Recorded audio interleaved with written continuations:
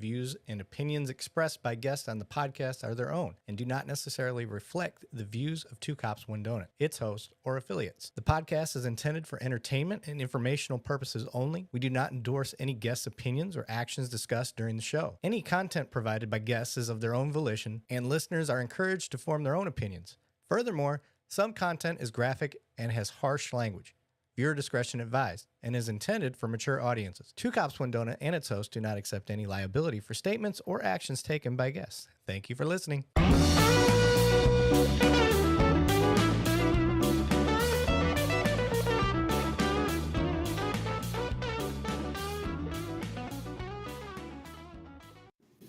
All right, welcome back. Two Cops, One Donut. I am your host, Erik Lavigne, and with me, my co-hosts, Detective Matt Thornton and Banning Sweatland. How's it going, guys? Good. Cool. And then our special guest today, Sean Paul Reyes, otherwise known as Long Island Audit. How are you, sir? Hey, how are you? Good. Thanks Excellent. for having me. And thanks for everybody on my channel for coming too. Yeah, I was going to say, I want to put out there, just so everybody knows, if you are watching this on Sean's page, you're actually watching Two Cops, One Donut, and this is our show. And Sean was nice enough to link to the channel so we can share our audience and everybody can chop it up together in the chat. And just so you guys know, one of the things that we love about this show is the chat in itself. So please ask questions, do all that stuff. But I do want to put out some disclaimers. I am still a current cop, as well as Matt. So there are certain things that we just don't want to get fired for, and this podcast does definitely not make us independently wealthy. So we got to do what we got to do. There's certain things we're just not going to be able to dig into. We will tell you when we can and why.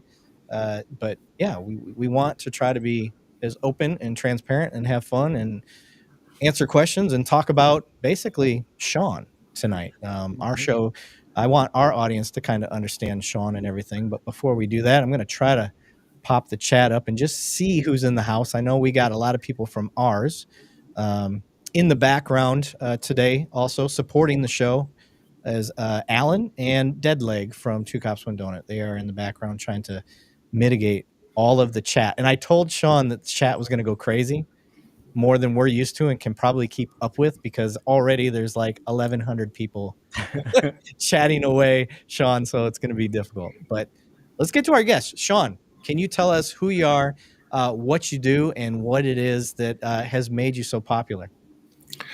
Oh, wow. So my name is Sean Paul Reyes. I run the channel Long Island Audit.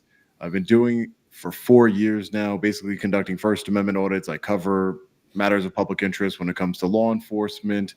I do trainings with law enforcement agencies, district attorneys' offices. As far as what has made me grow the way I've grown, and throughout all my platforms, I think we have a little bit over 2 million subscribers / followers and about 50 million views every single month across all platforms, maybe a little bit more than that. But I would just say how I got started is I used to watch First Amendment auditing, and I thought it could be done in a different way, not necessarily better, but a different way. I wanted to peacefully exercise my rights, use it as an educational tool for law enforcement. I'm not anti-law enforcement in any way, or else I wouldn't be on this channel right now. I wouldn't be visiting and doing ride-alongs with police departments. That's not what it's about. I'm for law and order. I'm just about transparency and accountability in our government, specifically law enforcement. And I think my approach is why I've grown so much. It's all thanks to my supporters, my viewers, subscribers. They have supported me these last 4 years, and I've gotten a bunch of opportunities because of it. And I'm just happy and very proud and humbled to be where I am today. Yeah, and your style is honestly one of the things that we've highlighted several times on our show. Matt has made it a point several times to bring you up, talk about the way you handle things and stuff like that as well. And then we use the connection through Matt to do that. So Matt, now you were probably one of the first supporters of Sean and what he does. Can you kind of explain from your law enforcement point of view what it is you like about his auditing style? I remember watching just the basic education that he follows up with. I mean, most auditors, if you act correctly and honor your oath, it's there shouldn't be any issue whatsoever. But I seen Sean like talk to people after the fact, and even not even trying to jam them up to embarrass them, just really just to explain and educate was his like main goal. And I was like, okay, that's different. He's not just trying to put people on blast every time he goes out. And I see there's some very, very authentic conversations that he has with these officers that's like, wow, this is like a professor teaching people that should already know what he knows. It's embarrassing for us that he's got to explain this stuff, but it was so groundbreaking and respectful. I was like, man, this guy's different. Yeah. And that's when I got addicted. Yeah, absolutely. And for me, one of the things that I got so tired of seeing through Sean's page is I'm like, Jesus, like this is a bigger problem than I anticipated. Look at all the cops that keep falling for this. And it's not like Sean's out there dating and trapping. Like they're just willing participants, and they're coming up and they're, start going into that tirade of, what are you doing over here? Let me see some ID. And Sean's like, whoa, whoa, whoa, whoa. I'm just filming. Like, what's the deal? And then we start getting into the First Amendment stuff. So Sean, out of your strategies, what have you found works to get across to cops and what doesn't? Because what I tend to see with officers is the last thing that they want with their egos is going to be some civilian trying to explain the law to them because they get paid to enforce the law. What do you know? Are you a lawyer? So you can take several different approaches, like I know the law better than you, buddy, or whatever. What worked for you the best? Yeah, see, I always try and diminish my own knowledge. I am very fascinated by the law. I'm a student of the law. I have a bunch of attorneys who are friends of mine.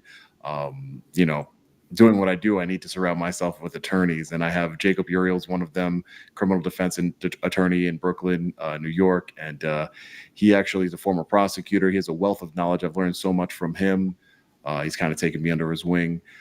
Basically, I try and utilize what law enforcement officers should utilize: de-escalation. I try and treat them like a human, not just somebody with a badge. Like, I do ask them for their name and badge number, just because I think it's for every encounter. I think it's important for public servants to identify themselves to members of the public. I don't know what's going to happen next. I want to know who this person is. So if it does something happen, I can hold them accountable.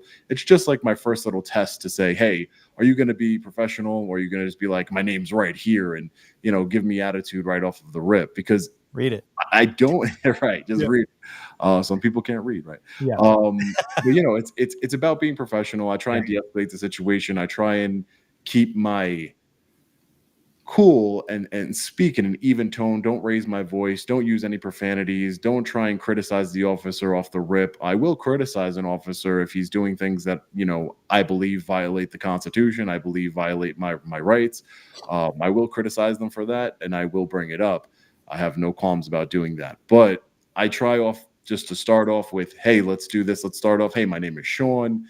As long as they identified themselves to me, I say my name is Sean. Well, what's your last name? What's your address? That's too much for me. Let's just move on with the conversation. It's not going to help you in any way. I just want to keep the conversation as fluid as possible, explain exactly what I'm doing. I'm an independent journalist. I'm working on a story. And for those of you who always ask, what's the story? You've never published a story. I mean, they're all stories. They're all stories on how law enforcement and public servants react to a man peacefully exercising his First Amendment right. That is the story. Just so for people who are confused and don't understand, that is the story. It's not another story that I'm working on. Sometimes it is. Sometimes it's a story that somebody has given me a tip for, and then I go work on that story and I follow up on it. But most of the time, it's just me exercising my rights peacefully. And how do they react to that? And it's not just if they violate my rights or not. It's how professional. I always say, treat us with respect. That's one of the gauges, because I believe that law enforcement, should have high standards, not low standards. And if expecting law enforcement to have high standards is anti-law enforcement, I don't know what to tell you at that point.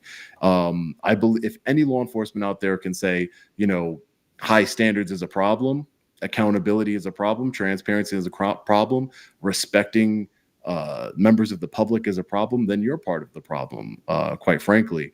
So I just try and keep my cool. There's really no strategies to it. I just try and be the man that my mother raised me to be, go out there and lead by example and act in a way that I feel proud of, that I can watch the video back and not cringe. You know, when I first started off, I've had some videos where I was like, you know, maybe I could have said that better. Maybe I shouldn't have said this.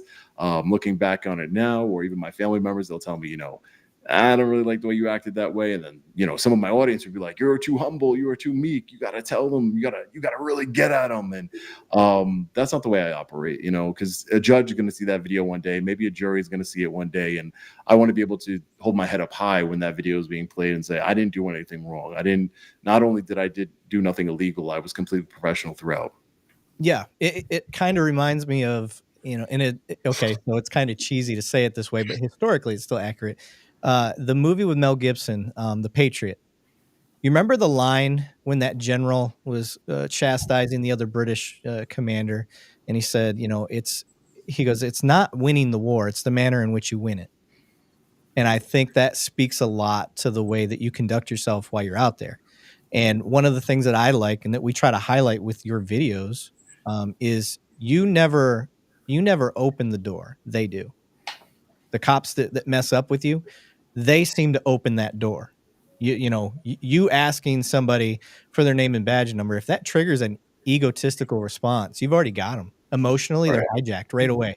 They're no longer thinking logistically, reasonably like they should. And Matt goes into that a lot. Matt, what is some of the things that you notice a lot in these types of videos where cops are screwing up? The ego. It's so easy. That's why it's so simple that Sean is like the ego mirror. Yeah. You can tell in 10 seconds. Okay, this dude, in my opinion, if you got an ego that can be rubbed wrong by Sean, then you shouldn't even have a badge, in my opinion. And it's that's really it to me. Ego and knowing the law, knowing your job. Yeah. He sets the officers right in the correct manner and shows them that they should be learning from him. Yeah. And it really angers me when I think about it, because they've come after him in some videos like one of the 5 mafia families, just sending people after him. It's that video of him at the jail when they just it looked like a movie. I mean, literally, it didn't look real. He's like, I need backup, and then all of a sudden, like 80 cops or jailers or whatever the hell they were come out. Why? Because a dude's in an open area filming. I don't get that. I never have. And I tell the officers all the time, listen, I'm not a threat to you. I'm not a threat for your safety or anything, you know, because they're like, you know, I don't know who you are. Well, no one knows who anybody is. Hi, my name's Sean. Nice to meet you. Like, you know, if you're scared of strangers, you probably shouldn't be in law enforcement. Like you meet new people every day on the job. And Matt's right. It's ego. And I saw Matt's video when he made that video that went viral about First Amendment auditors. I thought it was so cool and so brave of him to do, because, you know, a lot of law enforcement officers are scared to come out, and I have a bunch of law enforcement officers who email me behind the scenes, and they're terrified of speaking out against what they say, you know, what I call the thin blue line, you know, in fear of retaliation. And, you know, Erik, we've talked about this offline where, you know, I've dealt with public servants who have been retaliated for supporting me, paramedics, law enforcement officers, and they're terrified of coming out and saying that they support me, and it's really like, you're scared of saying you support the Constitution and support, you know, accountability in law enforcement, and you're scared that there's something bad is going to happen to you or they're going to retaliate. That's a problem. That's a culture problem within law enforcement, and that's something that needs to change. And as far as the ego, you know, I try not to have an ego. No one's perfect here in this world, but I try my best not to have an ego. I don't let, you know, having almost 1 million subscribers on YouTube or 2 million total to try and get to my head. I'm just Sean Paul Reyes. I'm just trying to do my job every single day, be a good father, be a good husband, be a good person. But you can learn from anybody. I love to learn. I'll learn from a beat cop on the street if he has some valuable knowledge for me. Like, I'm not an attorney. I'm not anybody special. I don't have any special education. I've taken the time out of my life to learn and to educate myself on certain topics, but I'm not smarter than anybody else, and I'm always willing to learn. And I think if law enforcement had that mentality where, listen, I know this is just some random guy on the street and he's telling me about the First Amendment and the New York State Right to Monitor Act, and I have no idea what he's talking about. They're like, who's this guy? I've been doing this job for 15 years. You know, I know what I'm doing. Sometimes you don't, and sometimes you can learn a thing or two, and we can part friends. Yeah. So I want to open it up to let some people's questions come through. Now, I apologize because the chats are going faster than we can keep up with.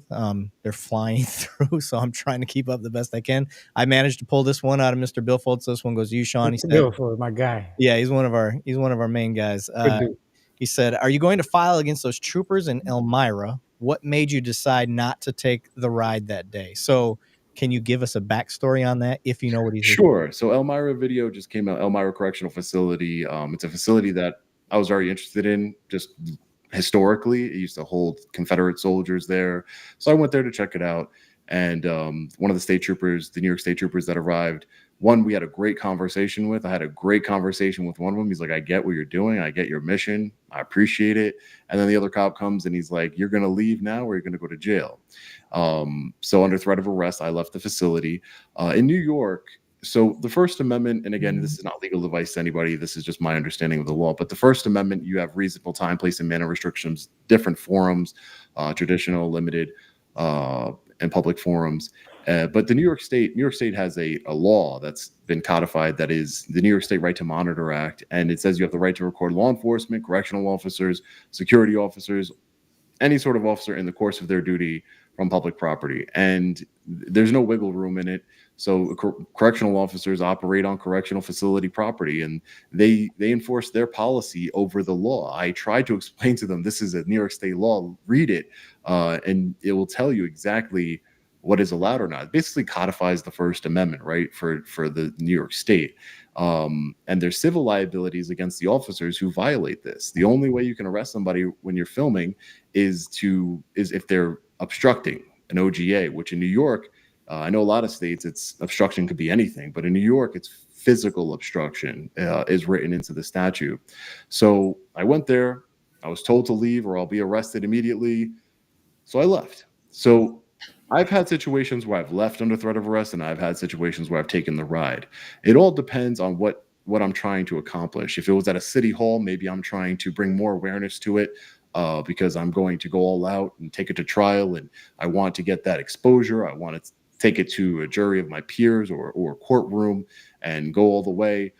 Sometimes, just depends on my life circumstances. I just don't take the ride. And I tell every single activist, First Amendment auditor, whatever you want to call them, you don't have to take the ride. You don't. Yeah, I suggest you don't. Doesn't make you any less of a man. Why would you want to be handcuffed and put in a jail cell? It's so humiliating. It's so demeaning, and it's horrible. It's a horrible experience. I've been arrested 11 times in the last 4 years. I've beaten all the criminal charges against me. But the thing is that every single one, every single criminal charge, right? They did drop. In some instances, they dropped it to like a violation, which is like a parking ticket, and I was found guilty of the violation, but it's not a crime. So I go with all criminal charges. So hold on before we go any farther. This is important because we do have a lot of cops that watch what we do. Right. And I want them to take that and listen to what the fuck you just said. Sean Paul Reyes, Long Island Audit, if you've got a problem with some of the stuff he does, think about that for a second. This dude has not had criminal charges filed on him one time in the 4+ years you've been doing this? Right. Not a single fucking time. That's a huge statement in itself. Mm-hmm. Right. Which goes to your and that's what I tell people. And I was filming at another correctional facility, and I told her, I told the correctional officer, I said, unfortunately, I've been arrested 11 times. We had a conversation, and she had said, that says a lot about you. And I told her, does it say a lot about me, or does it say a lot about the law enforcement officers across this country, the ones I've dealt with in particular? It doesn't say anything about me. Anybody could be arrested, but if you're convicted, that's a different story. And I wasn't convicted. So at the end of the day, you don't have to take the ride. I didn't take the ride. And to answer the question, I will be filing a lawsuit in state court. Normally I file federal lawsuits. I have one against New York City right now. Again, for our New York City Right to Record Act, for filming in the precincts. A lot of these departments like to enforce their policies, and they don't follow the law. They don't understand the difference, because when it comes to trespassing, they're like, well, they're the property owner, right? They're the manager of the property. They could tell you to leave whenever they want for any reason. But when there's laws in the Constitution behind it, and specifically in New York, there's case law, People v. Leonard, that says you cannot utilize the trespass laws in order to violate a constitutionally or statutory protected activity. So this has already been played out in courts before, and they don't understand this. Even district attorney's office, when I spoke with the district attorney's office in Chatham County in Savannah, Georgia, I told them, like, a lot of them don't understand because there's so many different nuances to the law that it's impossible for everybody to know everything.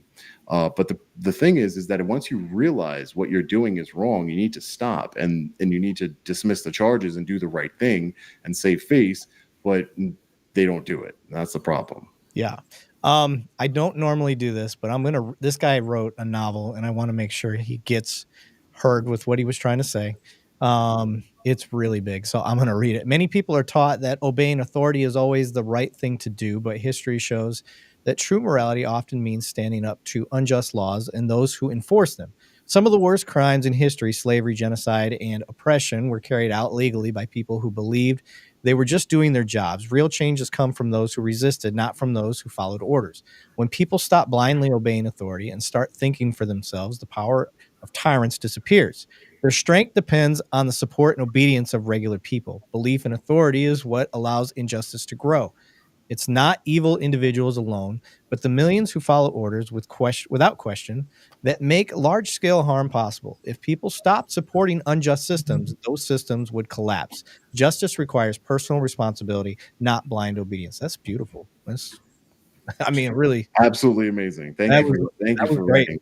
That was great. Harrison Brock threw up 20 memberships, so hopefully some people in the chat's got a hold of those. Thank you, Harrison. Appreciate that. We had some of your people, Sean, throw a couple bucks our way for doing what we're doing. So we appreciate the support, guys. Big time. Sean, I got a question. Yeah. Have you ever like done some math, sat down and done some math and figured out how many millions of dollars have gone of salary have gone into, and hours, man hour time have gone into all of this stuff that you've been through? I couldn't imagine that figure would be. Oh my God. Yeah, that's actually tax money. Yeah, right. That's a good point. And I talk about it a lot, but I've never really looked into the actual billable hours by these attorneys, by defending a lawsuit. I could only imagine how much money. And people say, he's just looking for a lawsuit to get paid. Like, let's be clear.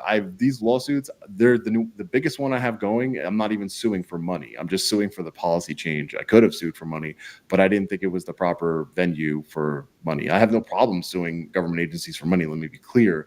But it's not an avenue for me to get rich. That is not. Do you sue him for $1,776? No, that's Jeff Gray. I know. I love that. That's great. Awesome. That's great. I love when he does that. I learned that on the last podcast. An amount to be determined at a jury trial, but it's I've settled a few lawsuits, $10,000, $12,500, and I've given most, if not all, of that money back to charity. So, and I'm proud of that. My mom supported my show with $20. Thanks, Mom. Yeah, Mom. Oh, it's so great. Okay. So I'm glad you brought up trespass because it's one of the things that we harp on a lot. Cops screw up trespass so often. So I was hoping to kind of throw some knowledge towards your people to kind of understand why I think they screw that up so much. And one of the big things is there's criminal trespass warnings. That's not against the law. That's not a crime. That's a civil issue between a business or a resident and the person that they don't want on their property. Okay, you tracking, you following me? So, and then you have criminal trespass, and that's when you've been told or warned, and then you continue to stay past that warning. That's when it becomes criminal. And you will see these cops so often where they're trying to give a warning. Again, the warning is civil. And cops think because they have to fill out some damn form from their own department, which is a policy thing, that they now have a right to your ID. And they don't. Listen, officers, if you're listening to me, somebody in the chat said don't swear. You're on the wrong fucking channel. We swear. Matt doesn't swear. I swear. Banning when he gets really mad at some of these videos, then he'll curse. I wear donut shirts and try to be ironic, so I swear all the time. But anyway, so that is where cops get themselves in trouble all the time. And there is a huge ignorant blind spot that cops have where they think because they're filling out a form for their department that they now suddenly have a right to your ID. And that's one of the things that we're trying to get across. If they're not going to listen to you, Sean, who's never been charged and convicted of any criminal charges, then they need to listen to me, Matt, Banning, all these guys that are on here that are cops. It's the only way we can get across to them. Oh, did I get it? This damn fly has been in my face. So we're trying to attack on both fronts. And this is where I'm getting to with bridging the gap. You're trying to educate from your side in the way that you do it. And I think it's beautiful. So let us come out and try to do our best, the way that Matt does, the way that Banning does, the way I do it, where we're trying to listen, fuckos, if you're not going to listen to this guy who's proven his record, well, listen to us. We do the same job as you. You're wrong. And they will fight me on that, saying, no, if we get called out there, we're a stop and ID state. You still have to have RAS. You still need to have that articulable suspicion of a crime if you're going to ID somebody. In the state of Texas, they got to be under arrest. Right.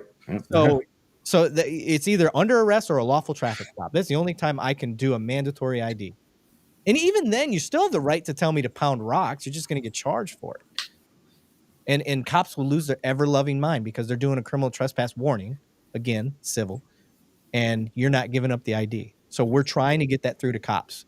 So I'm hoping we can soundbite this so they can it's such a simple concept too. It's so easy. And it just, I don't know where it gets lost in translation, how they're not getting this.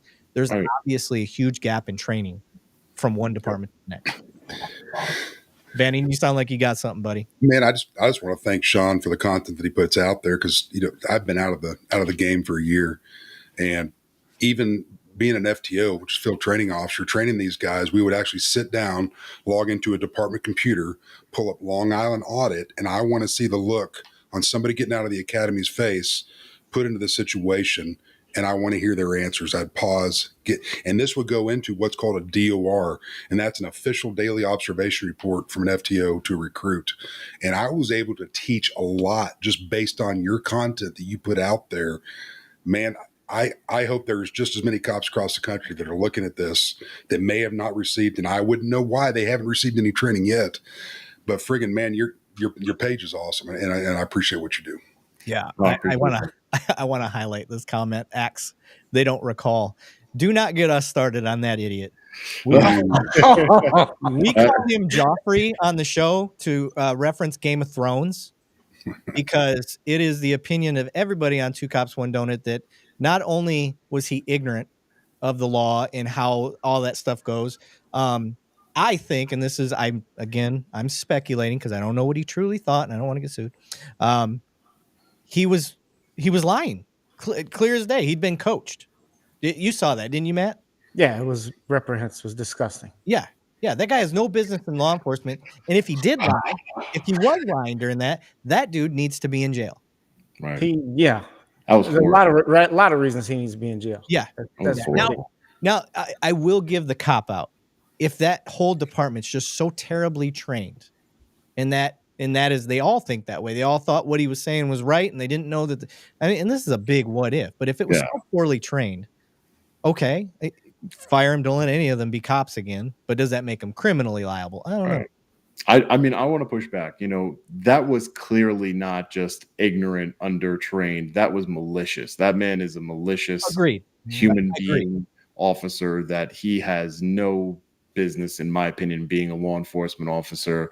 I think objectively he has no business being a law enforcement officer. That was one of the worst depositions. I have a bunch of depositions that I can't show because unfortunately federal judges think that they put me under like a gag order, a protective order from sharing them on my channel because they want to protect the law enforcement officers from embarrassment and annoyance. They say these words, just so we're clear, embarrassment or annoyance, which boggles my mind.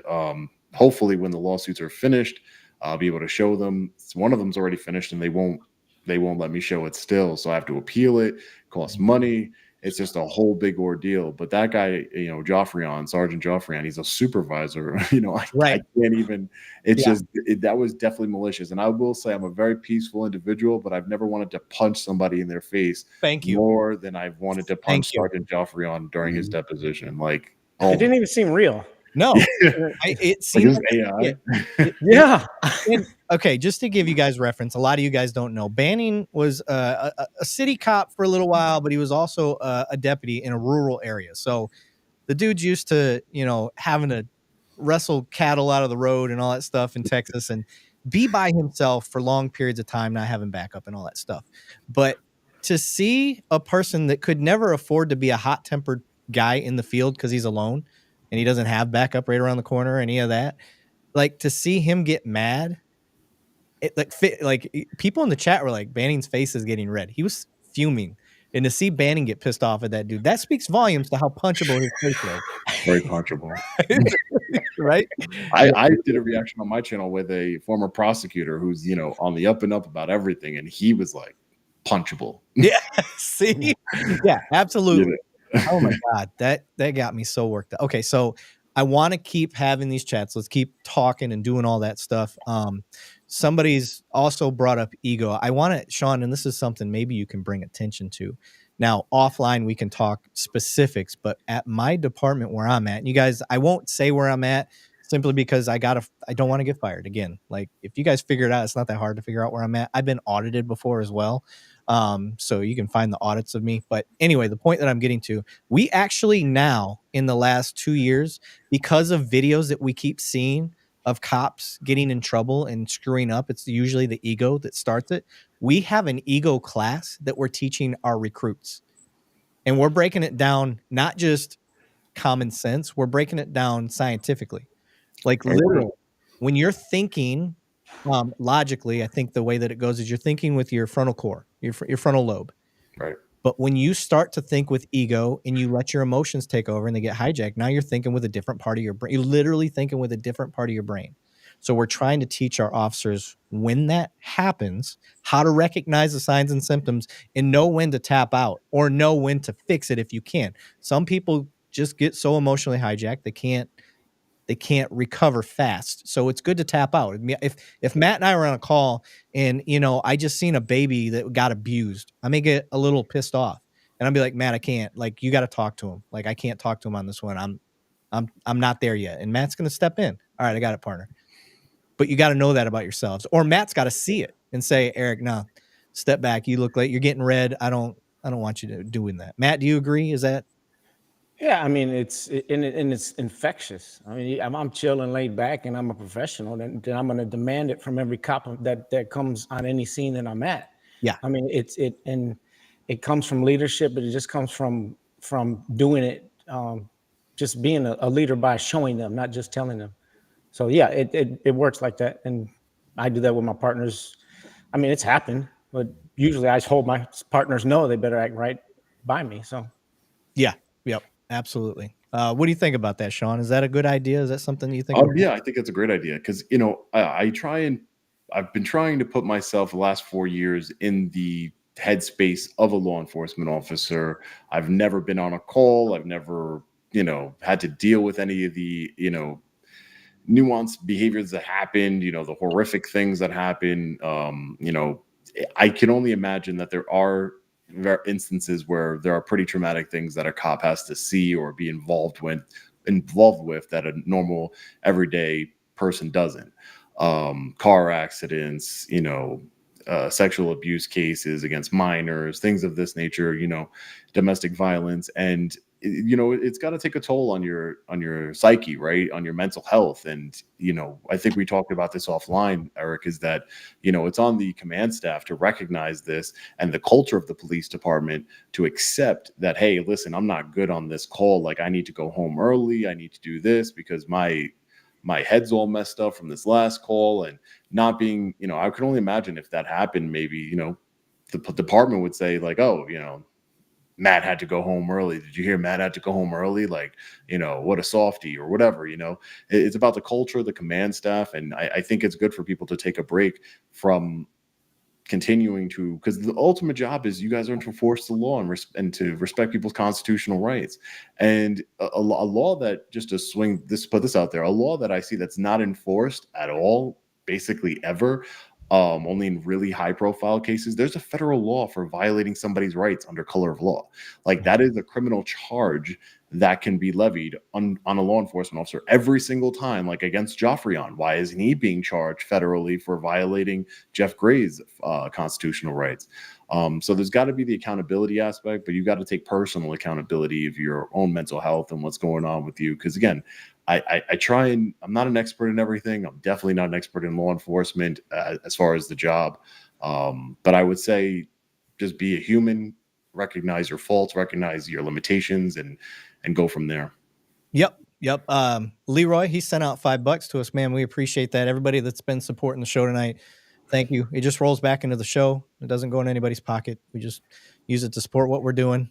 We are not at Sean's level, so we're lucky if we One get day. $50 a month, you know. So, One day. but no, we appreciate it. But I will read the chat. Leroy said, "Ego violation the police do is what causes 99% agreed of these peaceful interactions that go bad. Not anybody breaking the law." I think that's got a lot of merit to it. I do think ego, and I actually probably put out that same stat quite regularly by myself, is that 99% of you officers that keep getting yourselves in trouble, you're digging that hole yourself. You're letting your ego get in place. And when does that typically happen, Matt and Banning? The moment somebody like Sean asks a question. Mm-hmm. The moment. With anybody with an ego. Or challenges their thinking, right? Or challenges what their norm, what they're used to. Hey, I'm telling you to leave. I need your ID. No, you don't. That's not a criminal charge to be warned. And they're like, what? Yeah. And then they get in their feelings. And again, I've always been told, my mother always instilled this into me: don't allow anyone to control your emotions, because then they're going to completely control you. Mm-hmm. And I don't want anybody to control me. So I try and let the officers know, listen, because a lot of them, they see me hold my camera and they're like, immediately, like, they think I'm the bad guy. They think I'm their enemy. And I tell them, you have never been assaulted by a man with a camera. I promise you that. I've been assaulted by a man in a uniform that looks very similar to yours. I've been put in handcuffs, thrown in a jail cell, mocked, humiliated, my freedom taken away from me. And even though all those things have happened, I'm not ignorant enough to think that I don't go and hold that grudge against you. So if you see somebody holding a camera, don't go and use any other prior experiences you might have had, or any type of notion that you have about these First Amendment auditors or cop watchers. Don't use that to judge the next interaction you have with somebody filming your traffic stop, filming, they say, oh, officer safety. There's never been a case, unless somebody can prove me wrong, where a man with a camera has injured a law enforcement officer on a traffic stop. It's just never happened. But I know plenty of law enforcement officers who have violated cameraman's rights and physically hurt them. So again, let's take the stats of how they are and act accordingly. Because let's be honest, what's one of the first things the court system's going to do when they make an argument? They're going to bring up past history. Right. Well, I'm right along the lines of Sean. I don't think I think, and cops hate me when I say this, but I love you. Civil rights violation, blatant, you should be in prison, period. We need to start making examples of these people. There's a special place under prisons for that. I'm sick of it. I think people are trying to elicit an emotional response with you tonight, Sean, with the Fahey. Oh yeah, Sergeant Brian Fahey. Oh man, what a guy! What a guy, man. Yeah, we'll get to that. But I do want to. Okay, hold on one second. That fly is right on my mic. Got it. Fuck, I missed him again. Stop. He's dive bombing my face, my mustache, my eyes. Drive me crazy. Okay, so I want to get to the point that I was trying to get to. Sean lies so much. Yeah, I don't think he does. I was. How dare you? That came from your page too. Listen, I just ignore it. I don't even pay it any mind. It is what it is. Have I lied in my life? Sure. Who hasn't? Yeah.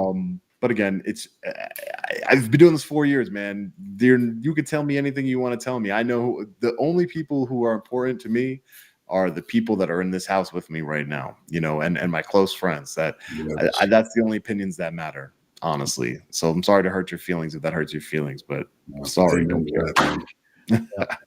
Don't care. Stick with me. I'm just trying to see if I can biggie size this. Justice for the fly. That's not working. Is that what they're saying? Justice? Yeah. Okay. I got this as well as I can because it's short, so it's shown in a vertical platform. This damn fly. Let me see some ID. This fly is not listening, guys. Let me see ID. So, all right, we're gonna pull up some of Sean's videos. We'll do this one first, and then we'll discuss and kind of treat it like we do our body cam live stuff, but we're going to use Sean's material here. So make sure you guys are following. If you don't know, all credit to Sean's page. This is where we're getting it from, at Long Island Audit on his YouTube channel. So he did not give me permission to say that, but I'm doing it. So here we go. Indivisible Excuse me, Your sir? hands up against the wall. You're on private property. It's the sheriff's office. I'm not Who are breaking you? any laws. Who are you? I am the officer working here. You're going to tell me to put my hands Put up your hands against up the against wall? the wall. Your boy is breathy already. Wow. Holy shit. This was the video I was talking about. I didn't realize I had it pulled up because full discretion,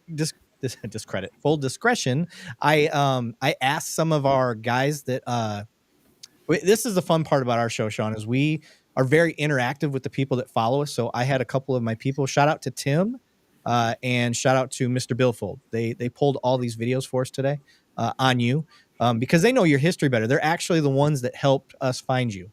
So, and shout out to Vertical Lines for throwing $10 at us. He said, have you seen any of the 5-year clean meth guy? CDL was on his way to his daughter's prom. Oh, I do know what he's talking about. This guy was on his way to his daughter's prom or something like that, and he ended up getting pulled over and couldn't make it, lost his job and all that stuff. So I do know what you're talking about, sir, and if we can get to that, we will. But sorry, let me get this off the chat here. But so, Sean, was that the first words they said to you? First words that right out the gate. Get your hands up. Just, hey, put your hands up against the wall. Like what? What? In I couldn't believe it. In what world is that okay? Like just put your hands. Like no, not at all. And so this is what we're trying to get across to officers, because not only are cops grossly trained, undertrained, apparently, when it comes to First Amendment audits and the Constitution and what it goes to with your First Amendment rights to record and being in public places. Screw just filming, just being in public places alone. Cops are grossly undertrained. Right. So, and I don't understand, but the first words out of their mouth. And so I want to be clear. You're on an open public parking lot. Is that the prison, the jail? What is it? This is the Ulster Correctional Facility in upstate New York. So just for context, you'll see in a second, there's some stairs right behind him to the left of him right there. I came from the parking lot, I walked down, and there's like a public charger for electric vehicles. And it says the public can use this charger. Right behind me is like a public charging station. And he says there are signs to the right of him at the beginning of the road that say authorized personnel only.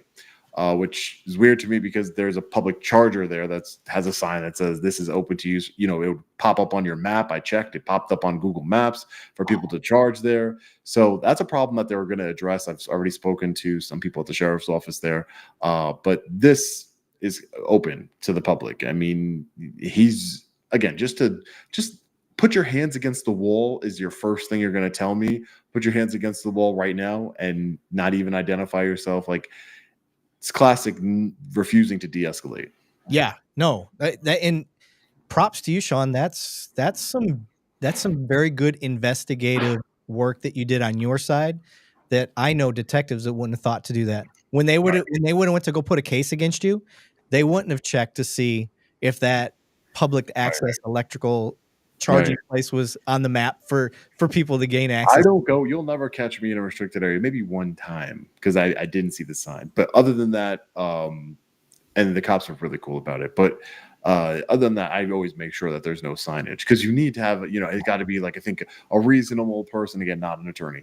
I think like a reasonable person should have known that it was a restricted area due to signage or some sort of fence or something like that. But I'm never in an area like that. Never.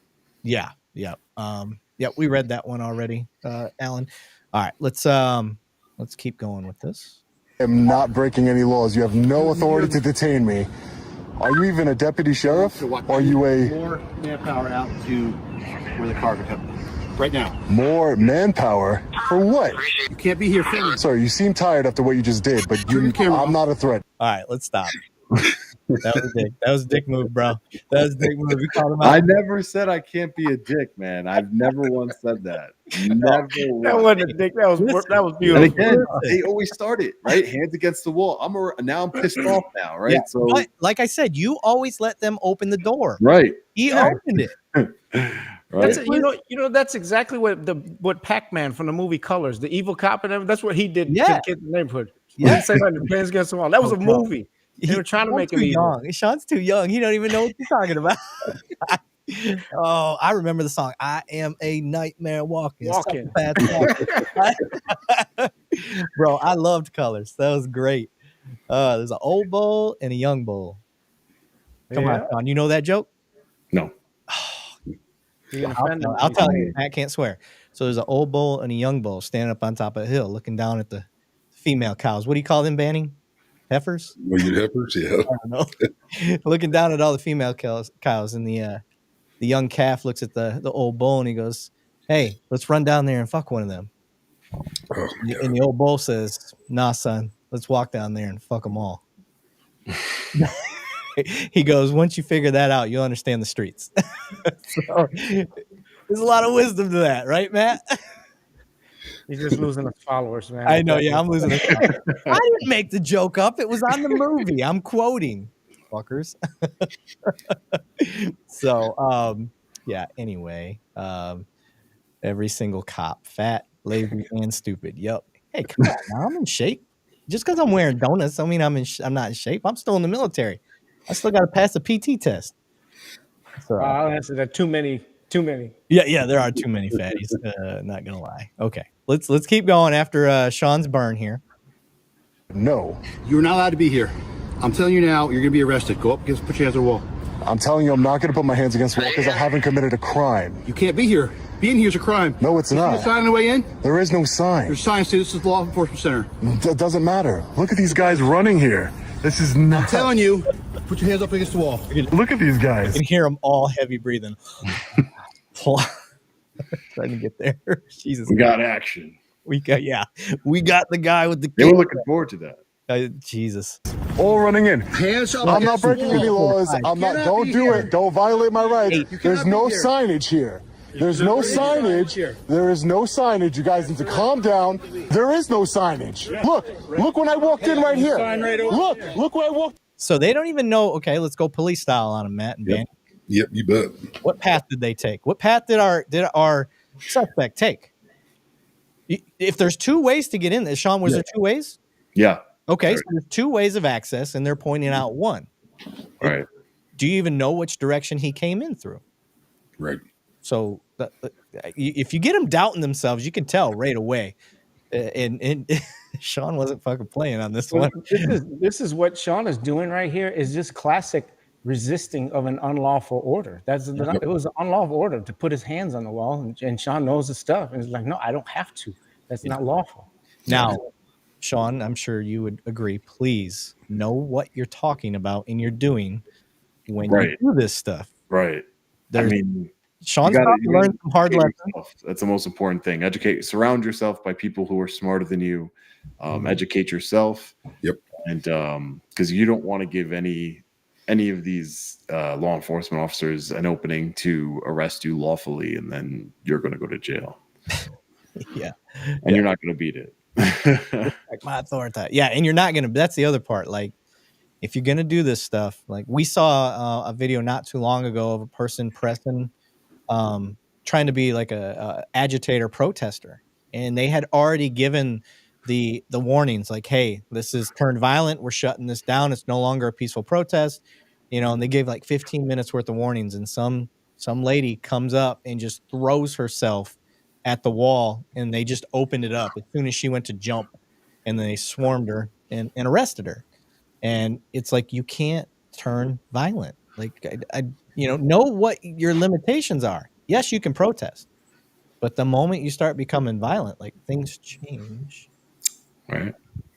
Hold on, I might have got it. Do you get stressed out with that, Sean? Did you at first, or are you used to it now? I'm pretty. I mean, I've never had this many officers running at me before.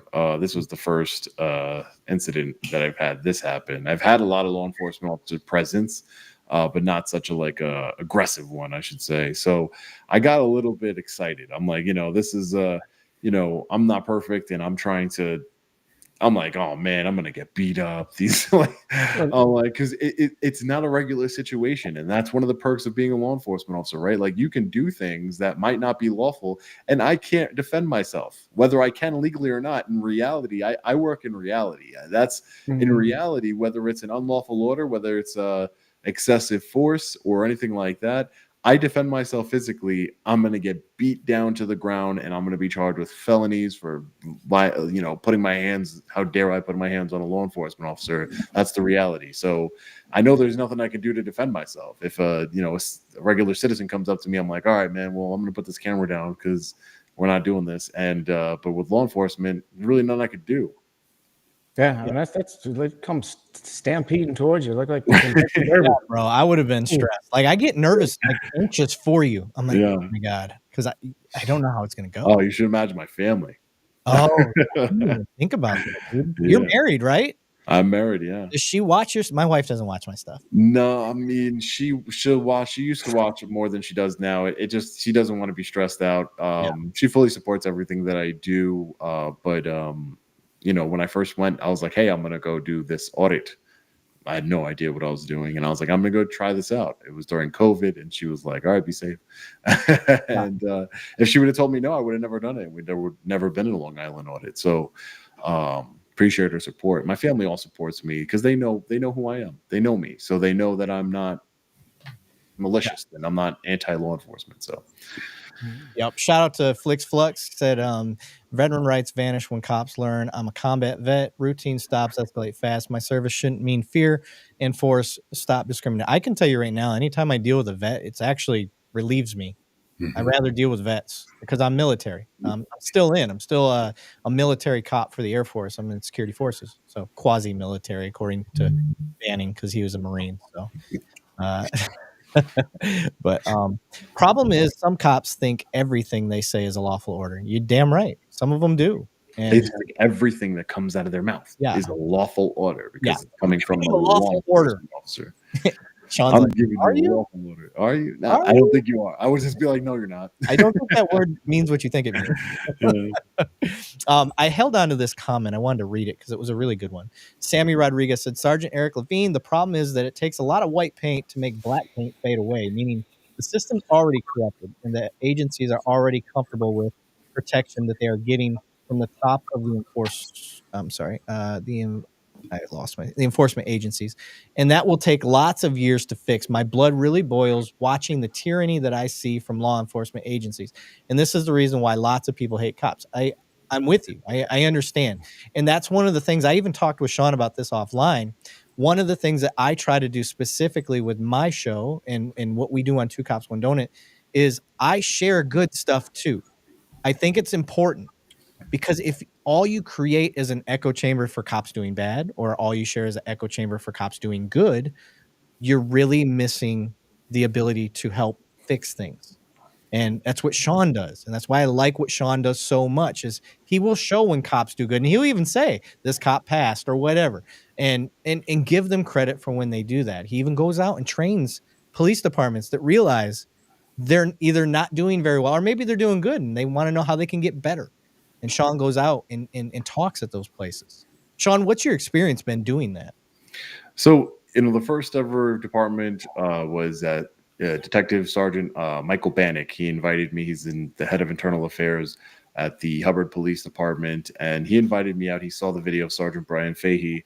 And he invited me out to his department to have a conversation, do a co-training with him to his entire department. It was a small department. But it was good meeting a lot of those individuals there, and we had good conversations, and we really focused on like humanizing everybody in the situation. Like there was a lot of people there that didn't support didn't support me, and but after we had the conversation, they're like, wait a minute. And again, it's about, somebody said in the chat earlier, critical thinking, nuance. These are important terms to have as a human being, to realize what's going on in our country and to critically analyze every single situation. That was the first time that I spoke. And then I did another one. I attended a command staff meeting in North Bergen, New Jersey. Did ride-alongs at both departments, got to sit in the passenger seat, had a good conversation with the law enforcement officer I was paired up with. And then more recently at a district attorney's office, which was interesting, but it goes well. We all get along because I'm a nice guy. A lot of these officers that hate me, they have a different perception of me than what's actual reality. They just think that I'm trying to expose bad law, for which I am, but that's all I care about. And it's one of the most important things I care about because it's really important. I'm not, highlighting every cop that saves a cat from a tree. There's the mainstream media for that, right? You guys get a lot of praise, and when you guys do heroic things, you guys get a lot of praise in the media. Your local media cop saves somebody from a fire or something like that, and you should be commended for that. But when we're talking about this offline, like, I don't think that all law enforcement officers should be labeled as heroes. Self-proclaimed. Right, because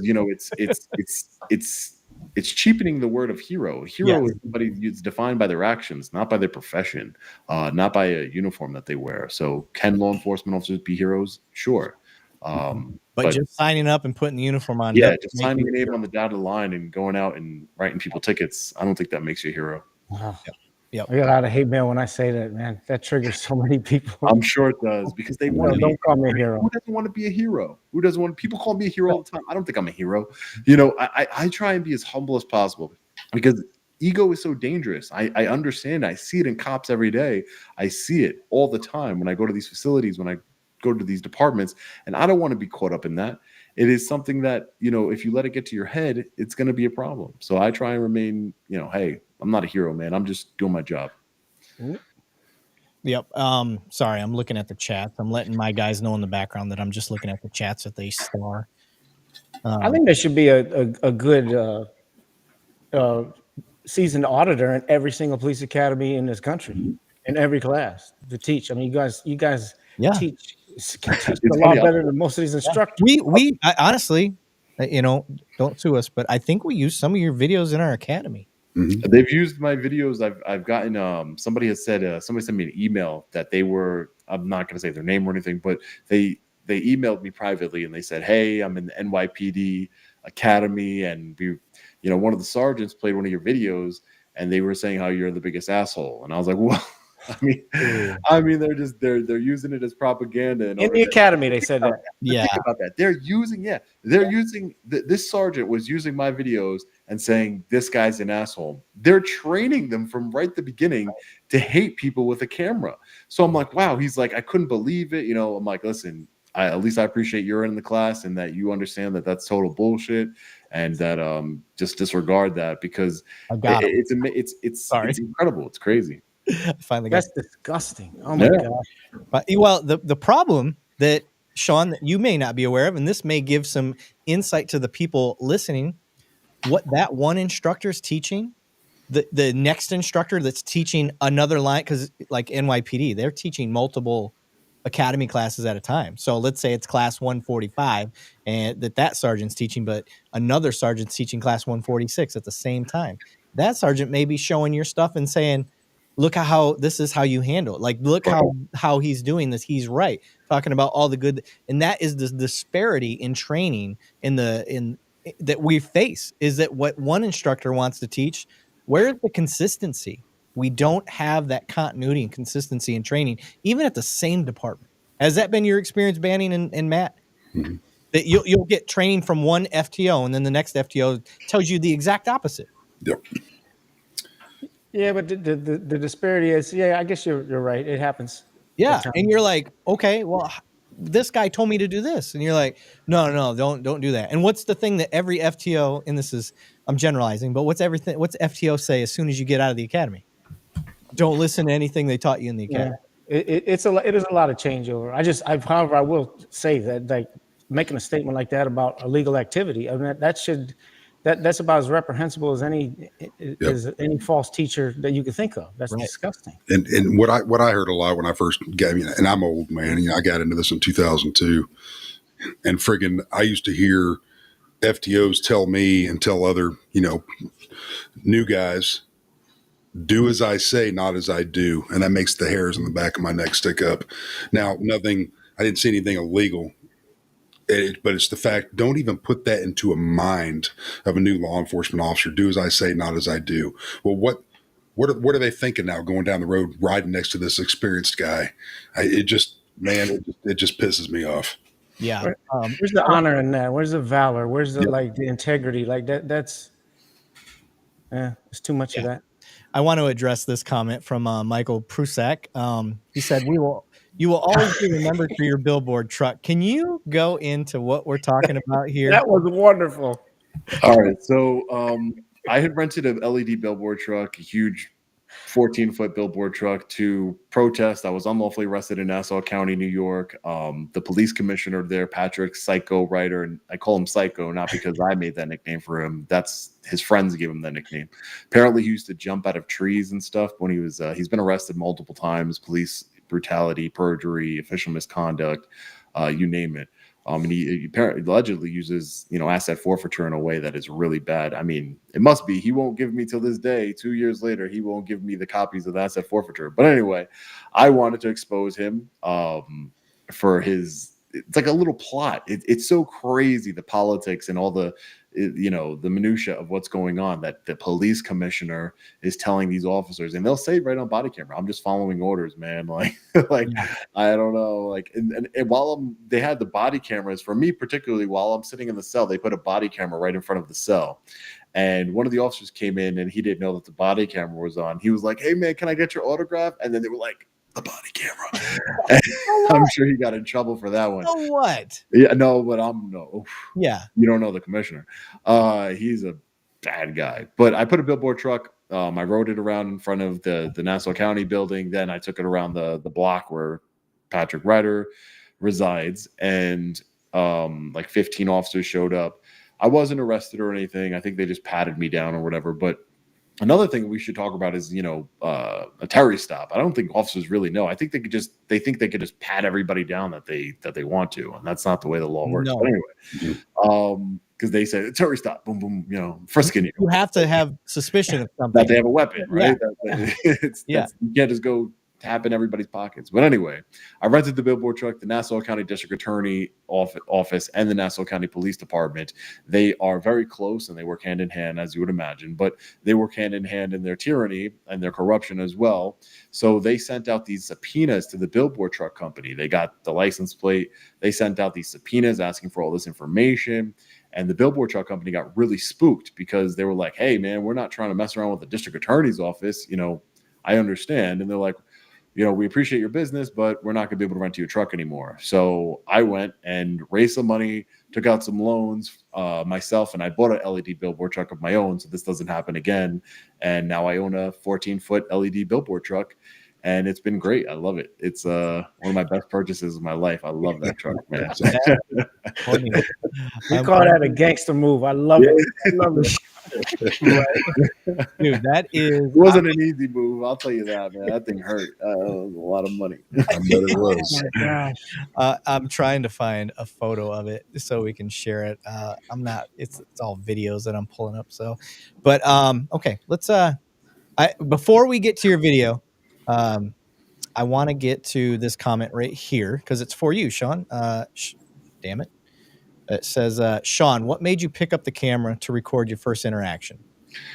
So basically, I think I already said this, but I'll just say really quick. I watched a lot of First Amendment auditing content. I watched a lot of like law enforcement content, not necessarily against law enforcement. I think law enforcement interactions are interesting, the dynamic. And I used to watch a lot of First Amendment auditing content. Jeff Gray, just to name one, he's been, the best at doing it, I think. And I was like, I think I could do this a little bit differently than everybody else. There's not anybody doing it on Long Island area.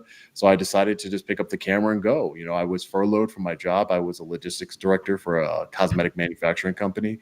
And so I had time on my hands. I picked up the camera and I went there and I uploaded it to TikTok, not even YouTube. I didn't have a YouTube channel yet. And it got like 4 million views on TikTok. And I was like, whoa, that's pretty cool. And I just kept doing it. I was like, I'm going to keep going to these departments and seeing what they're going to do for a man exercising his rights. And I'm going to be respectful. I'm going to, be peaceful. I'm not going to raise my voice. I'm not going to try and obstruct anything. I'm going to do it the way that I want to do it. And I think people really, because there's a lot of auditors out there and activists that they allow their emotions to control them. And they, maybe because of their past law enforcement experiences and what we've seen, a lot of these things anger me too. But, I try and remain peaceful and calm because that's what's going to, make the interaction go as smooth as possible. I'm also trying to get home to my family. And I just kept going and I wasn't making any money. I made $7 my first month on YouTube. And, it wasn't I didn't think of it as like a career or anything like that. And speaking of money, I just want to touch on this really quick. You know, it has turned into a career for me. I don't charge for these trainings. I've never taken any money from any law enforcement agency to do any trainings or the district attorney's office. But I do make money on YouTube through social media, through ads, just like any, and I explain this to court all the time, just like any news outlet makes money on ads. CNN, MSNBC, Fox News, you know, we'll be right back after this commercial break, right? That's how it works. But you know, they always say, you know, you're just doing this for money. It's like, what do you do? What do you like? Are you doing your job for money? Like, they always try and discredit me and say like, oh, you're just trying to make money. Well, yeah, I mean, I'm trying to make money, but I'm doing something that I love. Are you jealous? Like, I don't get it. I love the American dream, baby. Yes, right. that's on. I know. Is capitalism a good thing or a bad thing? I don't know. Right. The thing is, it's just like what we're doing. Like, there's not a lot of cops that do what we do, and Matt and Banning will both tell you we get shit from a lot of cops because of what we do. And I can only imagine. I don't care. I don't care because I'm going based on my heart. It's really why I do what I do. I just let my heart lead the way. And Matt's the same way. Matt and I are brothers, two different brothers from another mother, and I got him on here because of that. And when we watch the stuff that you do and people are going to give you crap for getting paid for it, you either believe in the mission or you don't. And it's the same for what we got going on. It's not that we're out here to try to make money, but if we want the mission to shine and do better and improve, well, it takes money to do that. And like what you're doing, like you are bringing great awareness. I will tell you straight up, one of the reasons I love what you do is because you have helped create better training for cops. Whether you meant to or not, you've created better training for police officers. So that's one of the reasons why we love showing your stuff, because you take the time to not just buck against the system in a sense, in a good way, but you educate as you're doing it. Like even in this video that we still haven't got all the way through, I'll pull that back up. Like you get to the points that people need to know and need to hear. So without further ado, I'm going to bring that video back up so we can continue watching it. Where did it go? There it is. All right, let's hit play. Banning kind of disappeared. I don't know if he's trying to get back in. There he is. Banning, did you get booted for a second? Yeah, I watched y'all fine. My little icon went away. It didn't say I lost internet or anything. I don't Got know. that country internet out there. That's the problem. That's right. Let's go. Deal with the stairs. Don't touch me. Signage by the stairs. No, there is not. No, there is not. There is no signage. So many cops. Excuse me, sir. Hands up against the wall. You're on private property. It's the sheriff's office. I'm not breaking any laws. Who are you? I am the officer working here. You're going to tell me to put my hands up. What's that? It just re-looped. This is the same thing we just watched. Oh. But We already got through it. Yeah. It's always interesting that a lot of cops, it's a short video, but as long as a lot of cops, they always say like, this is private property. Like, how do you not know the difference between private property and public property? Like, it just seems like such a simple concept to me. It's like, again, I always say the biggest problems in law enforcement is the lack of accountability, ego, and the lack of proper training. Those are the three biggest problems. If we can try and tackle those three problems, you know, law enforcement will be a better profession, have a higher standard of a law enforcement officer, and, you know, we wouldn't have these problems. Yep. The huge thing about what you just said is it takes cops saying that out loud. All right. Yeah. In accordance. That's why I think that's why I appreciate you guys, man. This is why I'm restreaming this on my channel. I think it's important. I appreciate you guys. Matt, I brought you on the channel. You got to come on again, man. But I brought you on the channel. I think you were the first law enforcement officer to come on my channel, if I'm not mistaken. Are you serious? Yeah. Well, I'm honored. I got so much help for that. It was a while ago. It was like what, like 2-3 years ago? Yeah, about 3 years ago. Yeah, it was a while ago. The only way we're going to help fix things. Yeah. It has to be both sides. You have to. I don't know what it is. It's no different than when you try to. Like, for me, if I try to tell my wife, she's like, "I need to lose a few pounds." I'm like, "Well, cut this part out of your diet that will help you," or drink some more water. Whatever it is, she'll get the same advice from a girlfriend or whatever, and she's like, "Oh, yeah, I'm going to do this." I'm like, "I told you that a long time ago." So it's the same thing with this. Sean's out there telling you what you need to hear, and what gives that credibility? How many criminal charges have been sustained? 11. Yeah, and none of them stuck. So I go back to that. That gives him his credibility. Now, if they're not going to listen to that, listen to Matt, listen to me, listen to Banning, listen to the slew of other officers that we have on here. There's a lot. I got to tell people, a lot of people, say like, all cops are bad and things like that. And, we can debate whether it's the culture, whether it's the system itself. And there's a lot of different nuanced topics that we could talk about. But from my personal experience, I have to, I got to speak the truth. It's like I've had hundreds, if not thousands, of law enforcement officers email me over the course of the last 4 years. Again, spoken at police departments, spoken at district attorney's office. The district attorney's office I just spoke at was in the same area. I don't know if you remember this, Matt, Pooler, Georgia, where the police chief, Ashley Brown, he told me, get out of the parking lot. You can't be here. Where's your press badge? I'm the police chief. It was in Pooler, Georgia. It was, my viral video that the news station covered it, and they posted my video. They're like, hey, can we post your video? And I was like, yeah, sure, no problem. They posted my video, and it's got more views than my video on my channel. It's got like 7 million views. Like, I just made a whole bag for the news department, right? For the local news channel. They made like $40,000 off of 7 million views or something like that, 8 million views. But it was cool. At the end of the day, I just wanted to. That they work with that department, and that police chief is still there, and he definitely hates me. There's no doubt about it in my mind. And they still invited me to go speak there and put it on camera for the world to see. To me, that's integrity. That's integrity. And they were willing to pay me and everything. And I said, I don't want any money. I'll pay for my own way. It's fine. I appreciate the opportunity. I don't want people to think, I have no problem with people taking money to speak at speaking engagements. Again, capitalism. Make them all the money you can. But I make enough money on my social media platforms that I don't, let's be honest, public agencies don't pay that much anyway. So it's not like I'm turning down a hefty amount of money.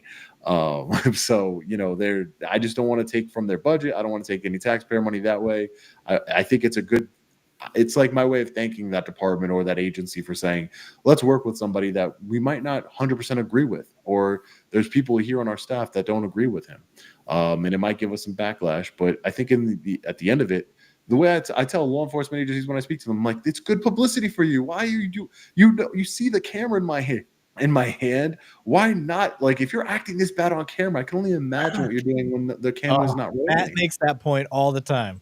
It's your time to shine. Right. Yep. You see the camera. It's not like it's some hidden button camera or something, or my glasses. You see the camera in my hand, and you're still acting like a dick.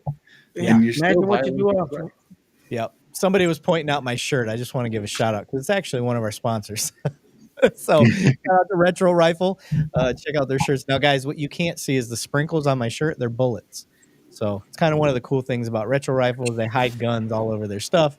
Alan, one of our guys behind the scenes, he's wearing one. Looks like he's wearing one of the dinosaur shirts. But yeah, they make Hawaiian shirts that have guns hidden all over them. So if you're a pro 2A person, I would imagine, Sean, you being so pro 1A that you would respect the 2A as well. Of course, all constitutional rights. Yeah, brother. All constitutional rights, 14th Amendment, due process, every single constitutional right. This is America. If you can't respect the Constitution, I don't know what we're doing here. That's the whole point. We need to, I don't get it.